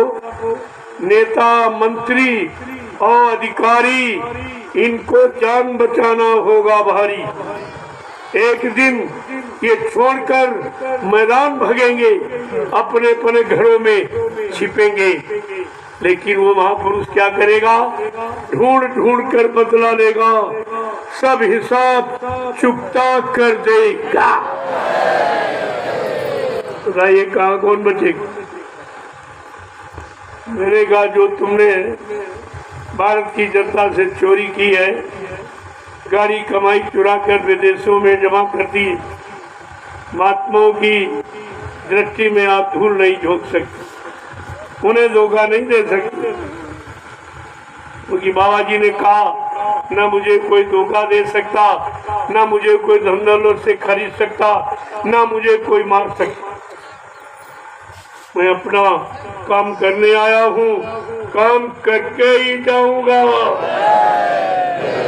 ये सब भूल गए आप, वचनों को, सत्संगों को, पदों को सब आप भूल गए हो, तभी तो भ्रमित हो। तो रविदास जी ने बिल्कुल स्पष्ट बताओ, सैकड़ों साल पहले आए थे, वो आज की बात बता रहे, ऐसा होगा, ऐसा होगा, ऐसा होगा।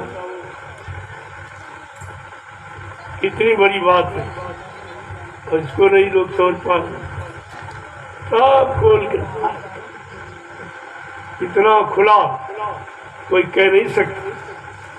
संत महात्माओं के सिवा खुला संदेश कोई नहीं दे सकता। सबको डर है और महात्माओं को कोई डर नहीं, क्योंकि उनको तुम्हारे से कुछ लेना नहीं, कोई इच्छा नहीं है। चाह गई चिंता मिठी, मनुआ बेपरवाह, जिनको कछु न चाहिए वो सहन के साथ, वो बादशाहों के बादशाह जिनको कुछ नहीं चाहिए। तो फिर अब तुमका क्या करो? इसलिए प्रेमियों विचार करो, अब ये विचार का समय है। विचार नहीं करोगे कुविचार में फंस जाओगे, बहुत मार पड़ेगी।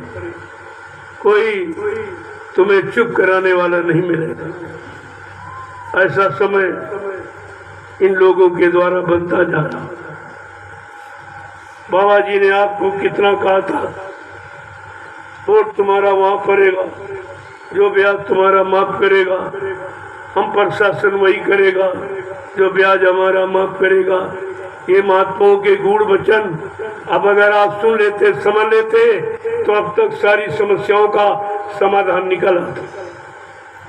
नहीं आप समझ पाए क्यों कहा ऐसा। और का बच्चा जैसे सुमरन करते हो ऐसे माला पर सुमरन करना रोज कि वोट हमारा वहां पड़ेगा, जो ब्याज हमारा माफ करेगा, हम पर शासन वही करेगा जो ब्याज हमारा माफ करेगा। ये कितनी बड़ी बात है। हमारे पर शासन करने वाला हमारा ये भी ब्याज और कर्मों का ब्याज दोनों माफ करेगा, वो हमारा शासक होगा। जो हमने बुरे पाप कर्म किए उसका भी कर्जा मूलधन सहित माफ कर देगा, उसको सही हो। कितनी बड़ी बात आपको बताएगी। आप सब बोल गए और सब उसी में चले गए और सब दोषी हो। अब तो सजा पाने का समय आ गया। नहीं मानोगे तो सजा पा जाओ। पहले तो आपको बहुत बताया, समझाया गया और आज भी इशारा किया जा रहा। अभी न समझ पाएंगे तो कब समझ। और ये कोई आपको बताएगा नहीं। ये हिम्मत किसी में है नहीं कि खुले मन से इस तरह का संदेश कोई दे। सबको अपने मान सम्मान की जरूरत है। यहाँ मान सम्मान अपमान कुछ नहीं, जब है ही नहीं। अरे मान चाहने वाले अपमान से डरते, और जिनका अपमान ही कहना है उनके पास डर क्या। कोई डर, कोई निंदा करे चाहे स्तुति करे, चाहे बुराई करे चाहे भलाई, लेकिन वो अपने न्याय के पद से कभी एक कदम विचलित नहीं होते। ये सिद्धांत है महात्माओं का। वो निंदा चुगली, वो प्रशंसा बढ़ाई के चक्कर में नहीं रहते, क्योंकि ये मान भी झूठा, अपमान भी झूठा। वो झूठ के चक्कर में रहते नहीं। वो तो जानते हैं ये सब झूठ है। ये जो कह रहे हैं ये भी झूठ है, और जो मान रहे हैं ये भी झूठ है। जय गुरुदेव, जय गुरुदेव, जय गुरुदेव। नाम किसका? प्रभु का। जय गुरुदेव। नाम किसका? प्रभु का। जय गुरुदेव। नाम किसका? प्रभु का। प्रभु का प्यारा नाम। जय गुरुदेव। प्रेमियों, ये पर्व तो कल है गुरु की पूजा का। जिसने सच्चे सदगुरु को पा लिया उसके लिए फिर कोई पूजा रह नहीं जाती। गुरु पूजा में सबकी पूजा, गुरु समान कोई देव न दूजा। जिसने सच्चे गुरु की पूजा कर ली उसने सबकी पूजा कर, क्योंकि गुरु से सब प्रसन्न होते। चाहे ब्रह्मा विष्णु महादेव हो, चाहे रामकृष्ण, क्योंकि उन्होंने भी गुरु लिया। रामकृष्ण से को बड़ा तीनों तो गुरु कीन, और 3 लोग के जे धनी रहे गुरु अधीन उनके लिए। इसलिए कल वही पर्व है जो सबसे बड़ा जीवन का, सबसे बड़ी पूजा का। गुरु पूजा करने के बाद शेष कोई पूजा रह नहीं जाती। इसलिए कल वो पर्व है, उस पर्व की गौरव गरिमा है।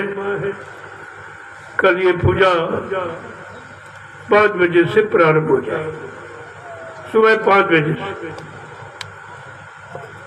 तो आप लोग तैयार हो जाए, नहा धोकर, नहा धोकर लाइन लगा ले आप, और एक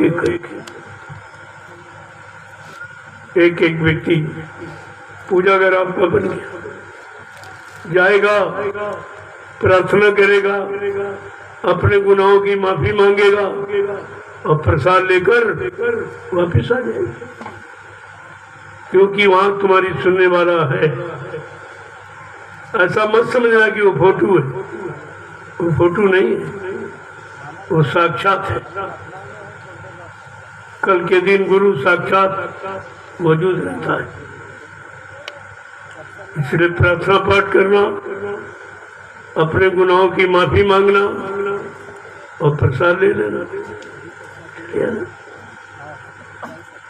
जो आपकी श्रद्धा हो कि नहीं नहीं भाई कुछ हमको करना चाहिए, कुछ हमको, क्योंकि दशमांश गुरु का है आपकी कमाई में, दशांश तो आपको भेंट करना ही चाहिए, और नहीं करोगे तो वो निकल जाएगा, वो आप हजम नहीं कर सकते।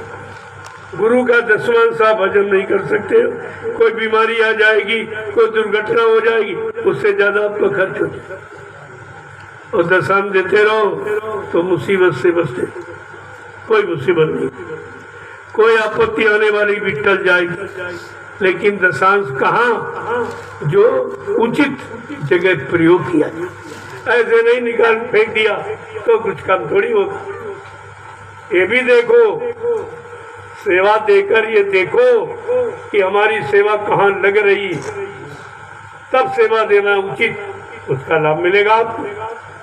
आपकी सेवा देख लीजिए, एक एक पाई आपकी लगी है जंगल, जो जंगल, ये भूमि आपके बैठने के लिए जो बनाई गई, ये तुम्हारी कमाई का, मेरा कुछ नहीं इसमें, ये तुम्हारी, इसमें तुम्हारा है।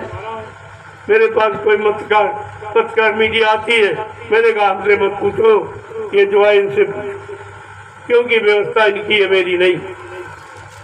मैं तो निमिष मात्र खड़ा हो गया कि आपका धन का दुरुपयोग नहीं होने दूंगा, इसलिए मैं खड़ा हो गया। बस इनसे आप पूछिए क्यों आए हो, क्या तकलीफ है तुमको, क्या परेशानी है, ये सब बताएंगे। तुम्हें क्या मिलता है ये भी बताएंगे। बाबा जी कोई रुपया पैसा बांटते, कोई डीजल पेट्रोल बांटते, ये सब तो सामने का चल जाएगा। वहां जाके पूछे, मुझसे क्या पूछे, तो इनके पास कोई जवाब नहीं। पहली बात, मेरे पास पत्रकार मीडिया आती नहीं, सब जानते कैसा खरा जवाब दे देंगे जिसका इनके पास उत्तर नहीं होगा। मेरे प्रश्नों का न जवाब है, और इनके प्रश्नों का मेरे पास 1000 जवाब तो दे दूंगा, पर तुरंत हाजिर जवाब रखता हूँ, तुरंत वेट कर दूंगा। आज तमाम चर्चा की मैंने, उसका बिल्कुल सही, कुछ नहीं होगा और किसी के द्वारा नहीं होगा। लिख लीजिए, कोई नहीं, भारत जैसे धार्मिक देश पर आपत्ति मुसीबत जो आई है वो महात्मा ही दूर करे। राजा की बस की बात नहीं है। जब जब सूखा पड़ा, अकाल पड़ा, और उस समय के राजा ने अपने गुरु से प्रार्थना कि महाराज हमारे राज पर दया कर दीजिए, सूखा पड़ गया, हम दोषी, हमारा कोई पाप कर्म है इसलिए सूखा पड़ा, हमारी प्रजा दुखी है, उसका कारण मैं हूँ, उसका भोक्ता मैं हूँ, मुझे सजा मिलेगी, आप दया कर दीजिए, मैं इस सजा से बच जाऊँ। तो महात्मा जी आशीर्वाद देते, सूखा का बारिश होगा। ये सब प्रमाण है आपके पास, लेकिन ये सब प्रमाणों को उठा के फेंक, केवल अपनी मनमानी, अपनी मनमानी। अरे तुम्हारी मनमानी से क्या होने वाला, तुम्हारी मनमानी नहीं चलेगी, बगैर उसके एक पत्ता भी नहीं हिल सकता, तुम कैसे हिलोगे। तो बात तो समझने की है, अब इशारों को न समझे तो बात अलग। मैंने तो सब कुछ कह दिया, इशारे इशारे में सब, कोई चीज मैंने छोड़ी नहीं है। अभी प्रेमी आ रहे हैं, कल भारी संख्या, इसलिए कल मैं प्योर अध्यात्म, कल कोई इस तरह का नहीं। वैसे जरूरत तो इसी की है, इसी में तुम बहके हो, इन्हीं में तुम भ्रमित हुए हो। अगर ये भ्रम दूर नहीं किया जाएगा तो सत्य पर कभी आके तुम खड़े नहीं हो पाओगे, कभी नहीं हो पाओगे। इसलिए ये याद कराना बहुत जरूरी, जो आप कर रहे हो ये मानवता इंसानियत नहीं है। इसी को तो समझना है और समझ करके इससे बचना। बच जाओगे तुम्हारा कल्याण हो जाएगा, नहीं बच पाओगे तो 4 खान 84 लाख नरकों की योनियों में फिर चले जाओगे, फिर ये अवसर तुम्हारे हाथ से निकल। फिर मानव शरीर भी आपको इतनी जल्दी नहीं मिलेगा, क्योंकि एक बार मिला उसका आप दुरुपयोग कर रहे हो, दोबारा वो देगा नहीं। बात को भी याद करो आप। जय गुरुदेव। अब आप लोग खड़े हो जाओ, बहुत देर से बैठे हो। देखो कुदरत आपके साथ है, कल से आप बराबर देख रहे हो, कहीं आने पानी का पता निशान नहीं है।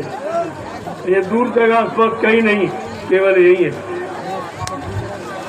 इतनी गर्मी उमस थी, जरा देर में उसने आपको ठंडक दे। सत्संग के समय एकदम ठीक, कोई गर्मी नहीं है, कोई धूप। अब आप समझो जब तुम्हारे साथ कुदरत हो गई तो तुम्हें परास्ती कौन कर सकता? अरे तुम्हारे से कौन जीत सकता, या तुम्हारे कामों को कौन रोक सकता जब कुदरत तुम्हारे साथ। इसको देखिए, इस पर विचार करिए आप पहले, तो सब आपकी समझ में आ जाएगा। जय गुरुदेव। सब प्रेमी जोर से बोलो, सब मिल बोलो, बोलना होगा, अभी से बोलो, दुख दर्द हरेंगे, सब कष्ट मिटेंगे, सुख शांति भी देंगे, सबके दाता, सबके मालिक। प्रेम से बोलो, ये नाम नहीं इंसान का, ये नाम है प्रभु का, ये काम नहीं इंसान का, ये काम है प्रभु का। प्रेमियों, तुम्हारा ये जन सैलाब देखकर प्रशासन हिल गया, कह रहा क्या होगा कैसा। हमने कहा यहाँ कुछ नहीं, यहाँ ये कुछ नहीं होगा जो सोच रहे, क्यों यहाँ कोई झूठा संदेश, यहाँ कोई लूटपाट का संदेश, यहाँ लोगों का ठगने और भ्रमित करने का संदेश यहाँ होता ही। ना मैं किसी से कुछ मांगता हूँ ना देता हूँ, और जो प्रेमी स्वेच्छा से देता वो सब इनके पर खर्च। इन्हीं की व्यवस्था में ये जमीन खरीदी, और ये जमीन मेरे नाम नहीं, 1 इंच भी नहीं। मेरे नाम आप कुछ नहीं पाओगे, ना कोई खाता है ना बने चेक। ये गंदगी का काम मैं नहीं करता, ये गंदगी है। ये माया की छाया को इकट्ठा करना, ये सबसे बड़ी गंदगी। इसलिए मैं तो हाथ नहीं लगाता हूँ। जो आप देते हो ये तुम्हारे लोग गिनते रखते, लेकिन खर्च अपने अनुसार करो, क्योंकि मैंने आपसे वादा किया है कि आपके धन का दुरुपयोग नहीं होने दूंगा। ये मेरा वादा। एक एक पाई आपके परमात्मा में लगा दूं। तमाम लोग आए इस मौका से, बहुत बड़ा जनमत है, तमाम सेवा है कि खूब लूटेंगे। ये हमने कहा नहीं, ये मथुरा वाली हवा भूल जाइए। अब वो यहाँ कुछ होने वाला नहीं है। ये लूटपाट की सारी कमजोरी मैं जान गया था। अब वो काम नहीं, मैंने पहले ही कहा मथुरा की कोई घटना अब दोहराई नहीं जाएगी, ये मैंने पहले ही कह दिया। तो वो कुछ होने वाले, इसलिए तमाम लोग आए और चले गए। अरे भाई कोई आओ जाओ, हमारा कोई सिर्फ न तुम्हारे आने की खुशी न तुम्हारे जाने का गम है, क्योंकि मैंने काम तुम्हारे ऊपर नहीं लिया। तुम्हारे सारे नहीं, आपको मौका दे रहा हूँ सेवा का। यही है कि आपको सेवा का मौका मिल रहा, आप जो निस्वार्थ सेवा कर लो, अच्छी बात है, उसका फल भी आपको मिलेगा, ऐसा नहीं कि नहीं। लेकिन आप ये कहो मैं नहीं करूँगा, मैं चला जाऊँगा, तो ये तुम्हारे बल पे नहीं, ये तुम्हारे बल पर सेरा नहीं बांधा गया, ये अपने बल, क्योंकि मैंने शुरुआत की तो एक आदमी भी नहीं, आप तो करोड़ों लोग हैं। ये मेहनत करना मैं जानता हूँ, लोगों को इकट्ठा करना जानता हूँ। ये गुरु का संदेश है जो लोगों ने सुना तो भागते चले आ रहे हैं। अगर अपना संदेश अपने मान सम्मान का और अपने अधिकार का संदेश सुना था तो कोई नहीं आता। इसलिए मैं ऐसा कोई काम करता ही नहीं। अब आलोचक तो तरह तरह की मिला जुला के आलोचना ऐसी वैसी, लेकिन इससे कुछ होने वाला नहीं। मैं इससे डरने वाला नहीं हूँ। तुम्हें जो कुछ कहना है कह लो, लेकिन मैं काम करके दिखा दूंगा, तुम्हारा कहना सब खत्म हो जाएगा। सब लोग अब चुप हो गए। ये जन्मत देख के चुप। एक एक आदमी को कैसे इकट्ठा किया गया, तुमने कोई मेहनत तो कभी की नहीं है। एक आदमी आप कभी लाए नहीं हो तो तुम इस मेहनत को समझो। क्या इस मेहनत की कदर आप करेंगे? आप जानते नहीं हो, आपने कभी मेहनत किया ही नहीं, तो हम कोई शिकवा शिकायत थोड़ी कर। अरे करोगे अपने लिए, नहीं करोगे अपने लिए, हमारा क्या नुकसान? आ जाओगे अच्छी बात है, चले जाओगे तुम जानो, क्योंकि इसके अलावा और इस दुनिया में कोई दरबार नहीं। कहीं चले जाओ, ये दुकानें लगी हैं और दुकानों पर बगैर पैसे के सौदा नहीं मिलता, ये तो आप जानते ही हैं। वहाँ सेवा दो, चंदा दो, मेंबर बनो, ये करो वो करो। यहाँ ये 420 का कोई बिल्कुल सीधा संदेश हो रहा है, लोग सुन रहे हैं, आ रहे हैं, जान रहे हैं। मैं किसी से कुछ नहीं कहता, कुछ भी नहीं मांगता, न पहले कभी मांगा, न आज मांगना, आगे मांगूंगा। ये मांगना भी ये गुरु ने नहीं सिखाया। ये काम कहा था, जब तुम अच्छा सच्चा काम करके दिखा दोगे, ये लोग तुम्हारे पर दौलत संपत्ति को न्यौछावर करते। और हो रहा, देख रहे वो भी रहा, मैं देख सकता। इसलिए आप लोग अब लाइन से खड़े हो जाओ और ये प्रसाद ले लो। ये रोज मिलेगा। ये इलायची दाना ये प्रसाद है, ये लड्डू वड्डू प्रसाद नहीं है, वो प्रसाद।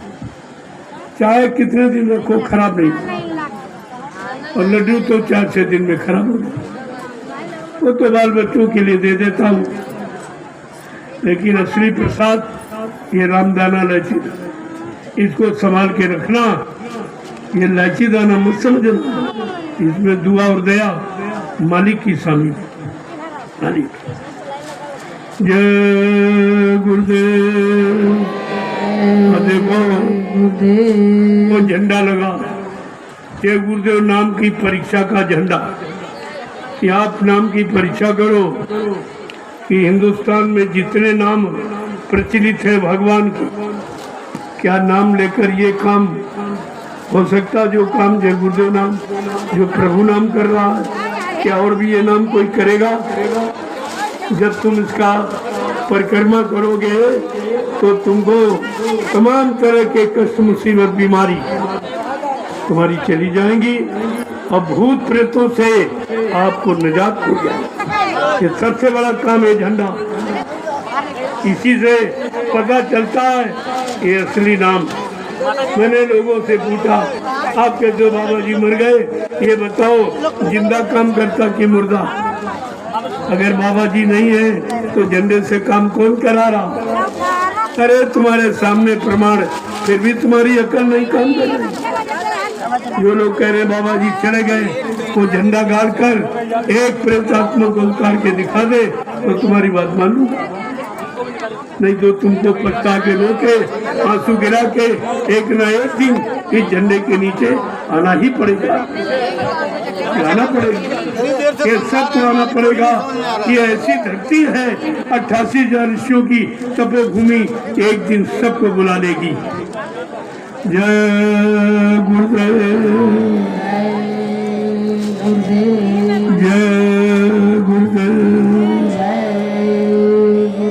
देखो धरती का कितना बड़ा, मैं नहीं, मेरे में क्या, मैं तो एक बहुत छोटा सा आदमी हूँ, लेकिन धरती में जो शक्ति में उसको पहचानता हूँ, इसीलिए आपको इस धरती पर ले आया हूँ।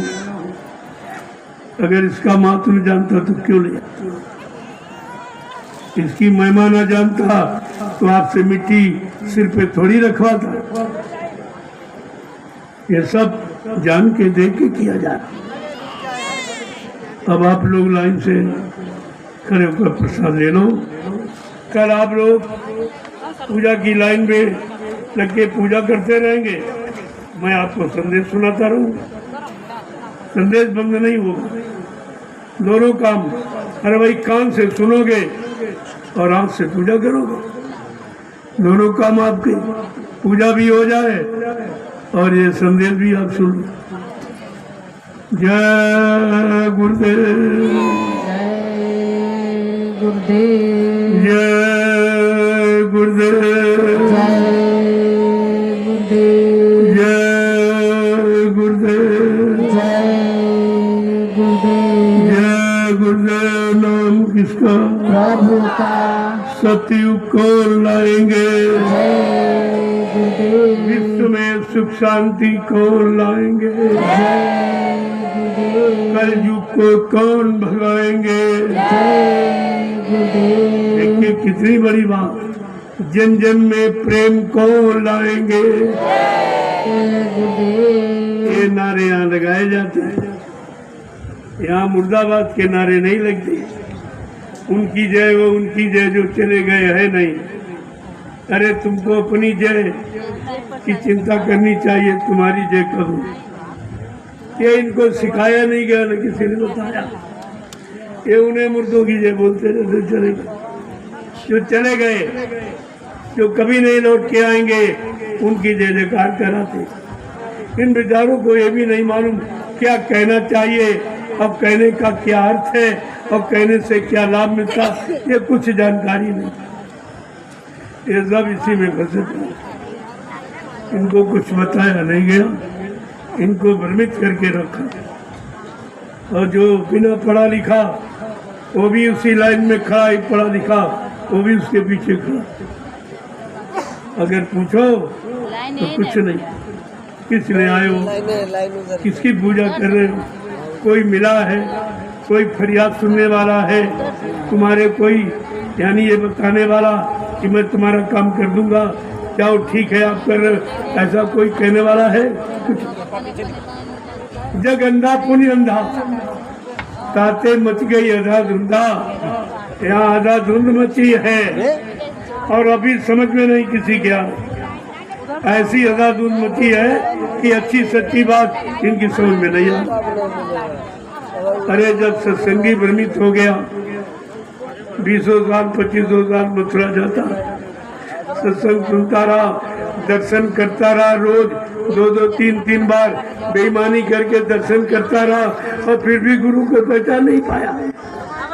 तो देखिए तो अपने गुरु को नहीं पहचान पाया, फिर आप वहाँ करने क्या जाते थे? अगर पूछा जाए आपने श्रम समय पूंजी मथुरा में जो खर्च किया है उसका मतलब क्या निकला, क्या परिणाम निकला, क्या लाभ आपको मिला? लाभ मिला शंका। ये शंका संदेह भूल भरम करके वापिस आ गए। जाने का मतलब यही था। जय गुरुदेव। देखो ये 19 जुलाई से 24 जुलाई आध्यात्मिक संदेश। इसके बाद 22 जुलाई से 22 अगस्त तक साधना शिविर, श्रमदान शिविर, रक्षाबंधन, जन्माष्टमी, ये सारे पर्व इस साधना शिविर के अंतर्गत सब आ जाए और सभी इसी आश्रम पर होंगे। कहीं इसी ये ज्ञानाश्रम। अब आपको आध्यात्मिक ज्ञान कराना है, आध्यात्मिक चढ़ाई कराना है, आध्यात्मिक संपत्ति आपसे इकट्ठी करवानी है। इसलिए ज्ञानाश्रम पर यह आध्यात्मिक ज्ञान की साधना 1 महीने कराई जाएगी। मालिक का बीच में रहना चाहिए। उसका नाम रखा गया सोच समझ। जय गुरुदेव आध्यात्मिक ज्ञान आश्रम कहीं नहीं मिलेगा आप दुनिया में। ऐसे नाम रखे गए, अगर उनका काम करके नहीं दिखाया जाए तो नाम की महिमा आप कैसे समझोगे। तो 1 महीने में आपको सब पूरा ट्रेन कर दिया जाएगा कि कैसे आपको सिमरन करना, कैसे भजन करना, कैसे ध्यान करना और कैसे सेवा तो बीच में आने तो वचनों को सुन करके कैसे अपने मन को पकड़ाना। 1 महीने में सब और ये तीनों कामयाब होंगे। जो अध्यात्म के 3 स्तंभ बनाए गए हैं कि सत्संग करो और सेवा करो और भजन करो, ये तीनों काम 1 महीना लगातार चल के दिखाया जाएगा। हाथ नहीं लगाना और सामने बैठा के भजन करो, और छेड़े पे हाथ लगाओ, सामने बैठा मैं भी करूँगा, आप भी करिए। उधर मत लगाओ, कुछ मैं करूँ कुछ आप करो, कुछ मालिक की दया हो जाएगी, आपका काम बन जाएगा। जब दोनों की मेहनत, पीछे रखो, 2 की मेहनत से तीसरी चीज निकलती, तो इसलिए आप भी करो मैं भी करूँ, हमारी तुम्हारी मेहनत से मालिक खुश हो जाएगा, आपका काम बन जाएगा। ये सब आपसे कराए, सामने कराऊंगा, देखूंगा आपने इतने दिनों में क्या किया, कैसे किया है, वो सब पूरी जानकारी के साथ 1 महीने का साधना शिविर और उसमें श्रमदान शिविर भी है, क्योंकि सेवा भी आपको करनी। बगैर सेवा के तुम्हारा मन का गरुड़ गुमान घमंड नहीं उतरेगा। जब डलिया रखोगे सब गरुड़ खत्म, गुमान घमंड सब खत्म।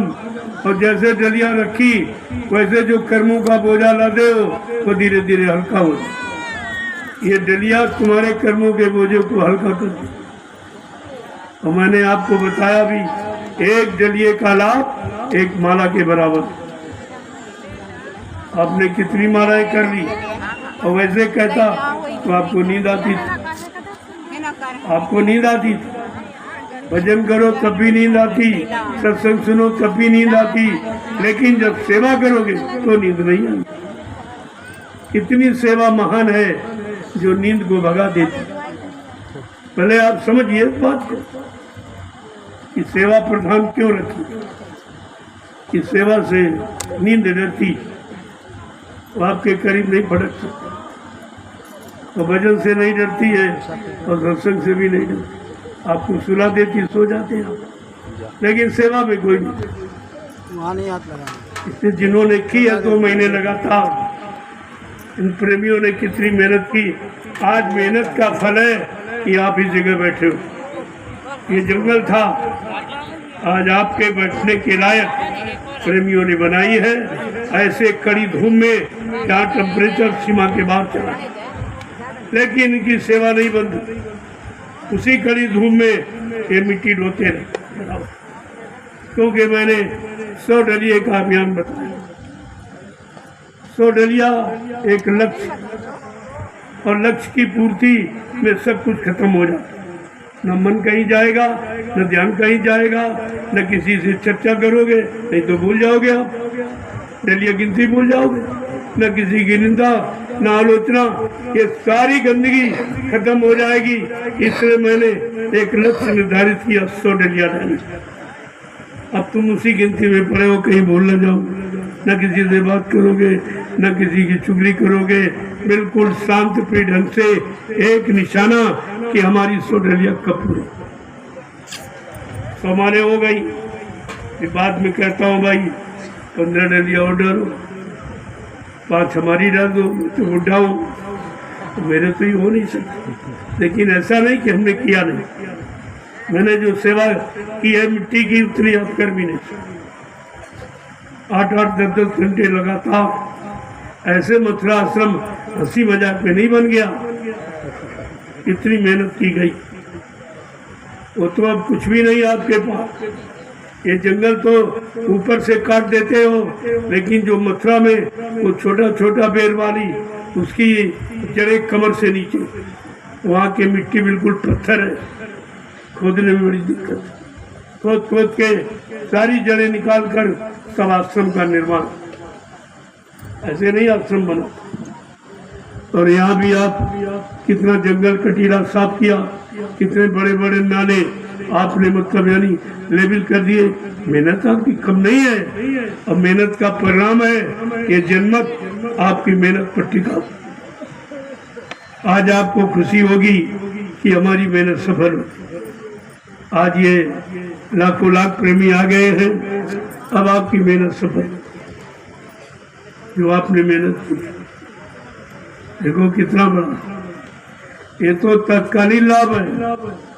अब जब तक ये जमीन रहेगी और तब तक लोग आते जाते रहेंगे, ये लाभ तुम्हारे खाते में रहेगा, इसे कोई हटा मिटा नहीं सकता। इस सेवा का प्रेमी हुई लाभ। अब जिन्होंने की है वो तो जिन्होंने नहीं की वो बेचारे पछताते, ये भजन भी नहीं हो पाया और सत्संग भी नहीं याद रहा और सेवा से भी वंचित हो गए। तो भाई आप नहीं मानते तो क्या? सेवा तो इसीलिए रखी गई है कि भजन आपसे होना नहीं है, तुम्हारा मन साथ देता नहीं, शरीर भी साथ देता नहीं, इतना बीमारियों से भरा हुआ है कि तुम बैठ नहीं सकते गंडे, तो चलो कम से कम सेवा करो। सेवा में बैठना नहीं, चलना है, और चलने में थोड़ी सो जाओगे। और धीरे धीरे कितनी बीमारी चली गई लोगों। अरे भाई डॉक्टर वैद्य के पास जाते हो तो कहता है भाई सुबह आप थोड़ा टहला करो, थोड़ा टहला करो आप। और यहाँ जब डलिया लेके चलते हो और सुबह से शाम तक 10 किलोमीटर चल जाते हो, कैसे बीमारी रहेगी? कितनों का दर्द चला गया, इतना पसीना बहा कि यह खून आपका शुद्ध, आगे होने वाले तमाम चर्म रोगों से आपका की बचत। एक कैंसर भी चर्म रोग ही है, ये टीबी चर्म रोग ही है, ये लाल इलाज बीमारियां ये सब खून खराब से ही पैदा होती। और खून की शुद्धि जब ही होगी जब पसीना निकले। ये बेचारे रोज अपनी पूरी डेज भिगो देते पसीने से रोजाना। ये 2 महीने से लगातार यही हो, और ये सब तैयार कर दिया। ये बियाबान जंगल काट करके आपके बैठने के लिए जगह बना दी। अब इनकी कितनी बड़ी सेवा है, इस सेवा का कितने लाख लोग लाभ उठा रहे हैं, और आगे कितने लोग उठाएंगे, क्योंकि जमीन तो कहीं चली नहीं जाएगी, ये तो हमेशा यही रहेगी। इसलिए आपका श्रम परिश्रम हमेशा इस जमीन के साथ जुड़ा रहेगा, इसे भी कोई नहीं मिटा सकता। जय गुरुदेव। अब आप लाइन से खड़े हो जाओ। देखो कल पूजा,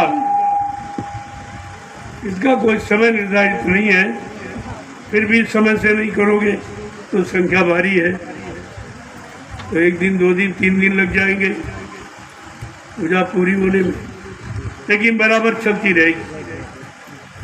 कल से प्रारंभ होगी, और जब तक सब लोग नहीं कर लेंगे और सब प्रसाद नहीं लोगे, बिना प्रसाद लिए जाना मत। ये दया का प्रसाद है, गुरु की दया का ये प्रसाद, इसको संभाल के रखना, ये साल भर आपके काम आएगा। और फिर अगली पूर्णिमा में ले जाना।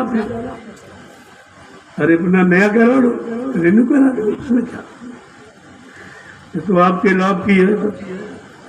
और ये सब लाभ कोई नहीं देगा, कहीं चले जाओ ये लाभ कहीं नहीं। पूजा की कोई गारंटी नहीं लेता कि पूजा से ये लाभ मिलेगा कि नहीं मिलेगा, ये किसी की गारंटी नहीं है। ये गारंटी केवल प्रभु की है, जय गुरुदेव की। वो गारंटी प्रभु ले रहा कि जब मेरा नाम लोगे श्रद्धा सेवा भाव से, मैं तुमको लाभ दूंगा, मैं तुम्हारा काम करूंगा। ये कोई नहीं कह रहा। अगर सीताराम का नाम लो तो सीताराम ने ये नहीं कहा कि जब तुम सीताराम नाम लोगे मैं तुमको मिलूंगा, मैं तुम्हारे कष्ट मुसीबत को दूर करूंगा, ये नहीं कहा, ये वादा नहीं किया। शंकर जी ने वादा नहीं किया जब शिव शंकर नाम लोगे मैं तुमको मिलूंगा, और कृष्ण ने भी वादा नहीं किया कि जब कृष्ण नाम लोगे मैं तुमको मिलूंगा। लेकिन बाबा जी ने वादा किया, बताया कि जय गुरुदेव नाम प्रभु का जब तुम लोगे, कहा बच्चा तुम्हारी मदद करूंगा, मैं तुमको मिलूंगा, लेकिन सच्चे बात शाकाहारी सदाचारी बनकर जब नाम लोगे मैं तुमको मिलूंगा, मैं तुम्हारी मदद करूंगा। केवल इस नाम का धरती पर वादा, बाकी किसी नाम का कोई वादा नहीं है। ये सब बातें आपको समझनी चाहिए कि इतनी गारंटी किसी ने नहीं, किसी नाम की कोई गारंटी नहीं, चाहे लो चाहे न लो। रात दिन लोग पूजा करते रहे, सारा पैसा मंदिर बना डाला, दान कर दिया, लोगों को दे दिया, कुछ नहीं मिला, कुछ भी नहीं मिला, क्योंकि आपने मनमानी ढंग, कोई गुरु आदेश देने वाला नहीं था। अगर आदेश देने वाला आदेश देता तो आपको उस आदेश पालन का लाभ मिलता। तुमने मनमानी पूजा करी, मनमानी मंदिर बना दिया, मनमानी ढंग से पेड़े बांटने लगे, बतासे बांटने लगे। अरे तुम्हारे बांटने से वो प्रसाद थोड़ी बन जाएगा। प्रसाद तो बनाया जाता, प्रसाद खरीदा नहीं जाता। ये भी बात किसी को नहीं मालूम। धीरे धीरे सत्संगों में आते जाते रहो, सब जानकारी आपको करा दी जाए। जय गुरुदेव। जय गुरुदेव। तो कल सुबह पूजा प्रारंभ हो जाएगी। ये साल भर सारे हिंदुस्तान में ये गुरु पूजा के नाम से पर्व मशहूर, सब सभी धर्म मजहब के लोग जातियों अपने अपने गुरु की पूजा करते हैं। यानी गुरु शब्द की मान्यता, महिमा, गौरव, गरिमा ये बताने के लिए ये तिथि निर्धारित की। अब वो सच्चा गुरु मिल जाए तो सच्चा ज्ञान करा देगा, और झूठों को झूठा गुरु मिला तो झूठा ज्ञान करा देगा। वो तो गुरु पर निर्भर है कि गुरु कैसा है। गुरु आध्यात्मिक है कि भौतिक है, गुरु जागने वाला कि सोने वाला है, गुरु जागा है कि सोया हुआ है, अध्यात्म का है कि भौतिक का है, लाभ देने वाला कि लाभ लेने वाला है। ये सब विचार आपको करके कहते भाई गुरु करो जान के, गुरु करो छान के, पानी पियो जान के। तुम उल्टा कहते हो, कहा पानी पियो जान के, क्या जान के पानी पी लो? अगर नाली का पानी और छान दिया जाके पी लोगे? ऐसा नहीं है, जान के देख के समझ के। गुरु छानबीन, गुरु कोई खोज करो भाई, का ऐसे समृद्ध सदगुरु की खोज करो, खोज करके तब गुरु करो। ऐसे गुरु कोई खोज करो भाई, और बिन गुराह कोई नहीं पाई। बिना सच्चे सदगुरु के सच्चा रास्ता सतलो सत्य नामी धाम का न कोई बता पाया और न कोई पहुंचा पाया। ये सब आपको समझना, धीरे धीरे सब बता दिया जाए। जय गुरुदेव। अब आप लाइन में खड़े हो जाओ, मैं आपका दर्शन करना चाहता हूँ, आप सबको प्रणाम करना चाहता हूँ, और दुख मुसीबत आपत्ति से तुमको दूर करने के लिए ये महाप्रसाद देना चाहता हूँ, और इसके बदले कुछ आपको नहीं देना। ये सब निःशुल्क, जो पैसा देकर कोई आपको दे नहीं सकता। ये पैसे से मोल नहीं खरीदा जाता, ये दया से मिलता। अब अल्लाह की सुनिए।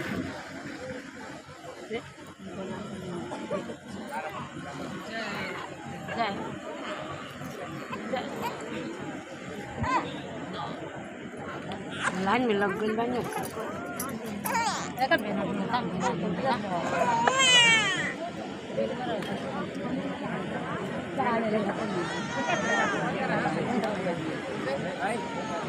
आप इसका पालन कीजिए। बाबा जी क्या बोलते हैं कि लाइन से लगते हैं, आप उधर से इधर घुस रहे हैं, मतलब यहाँ सेवादार लगेगा पागल है। बेटा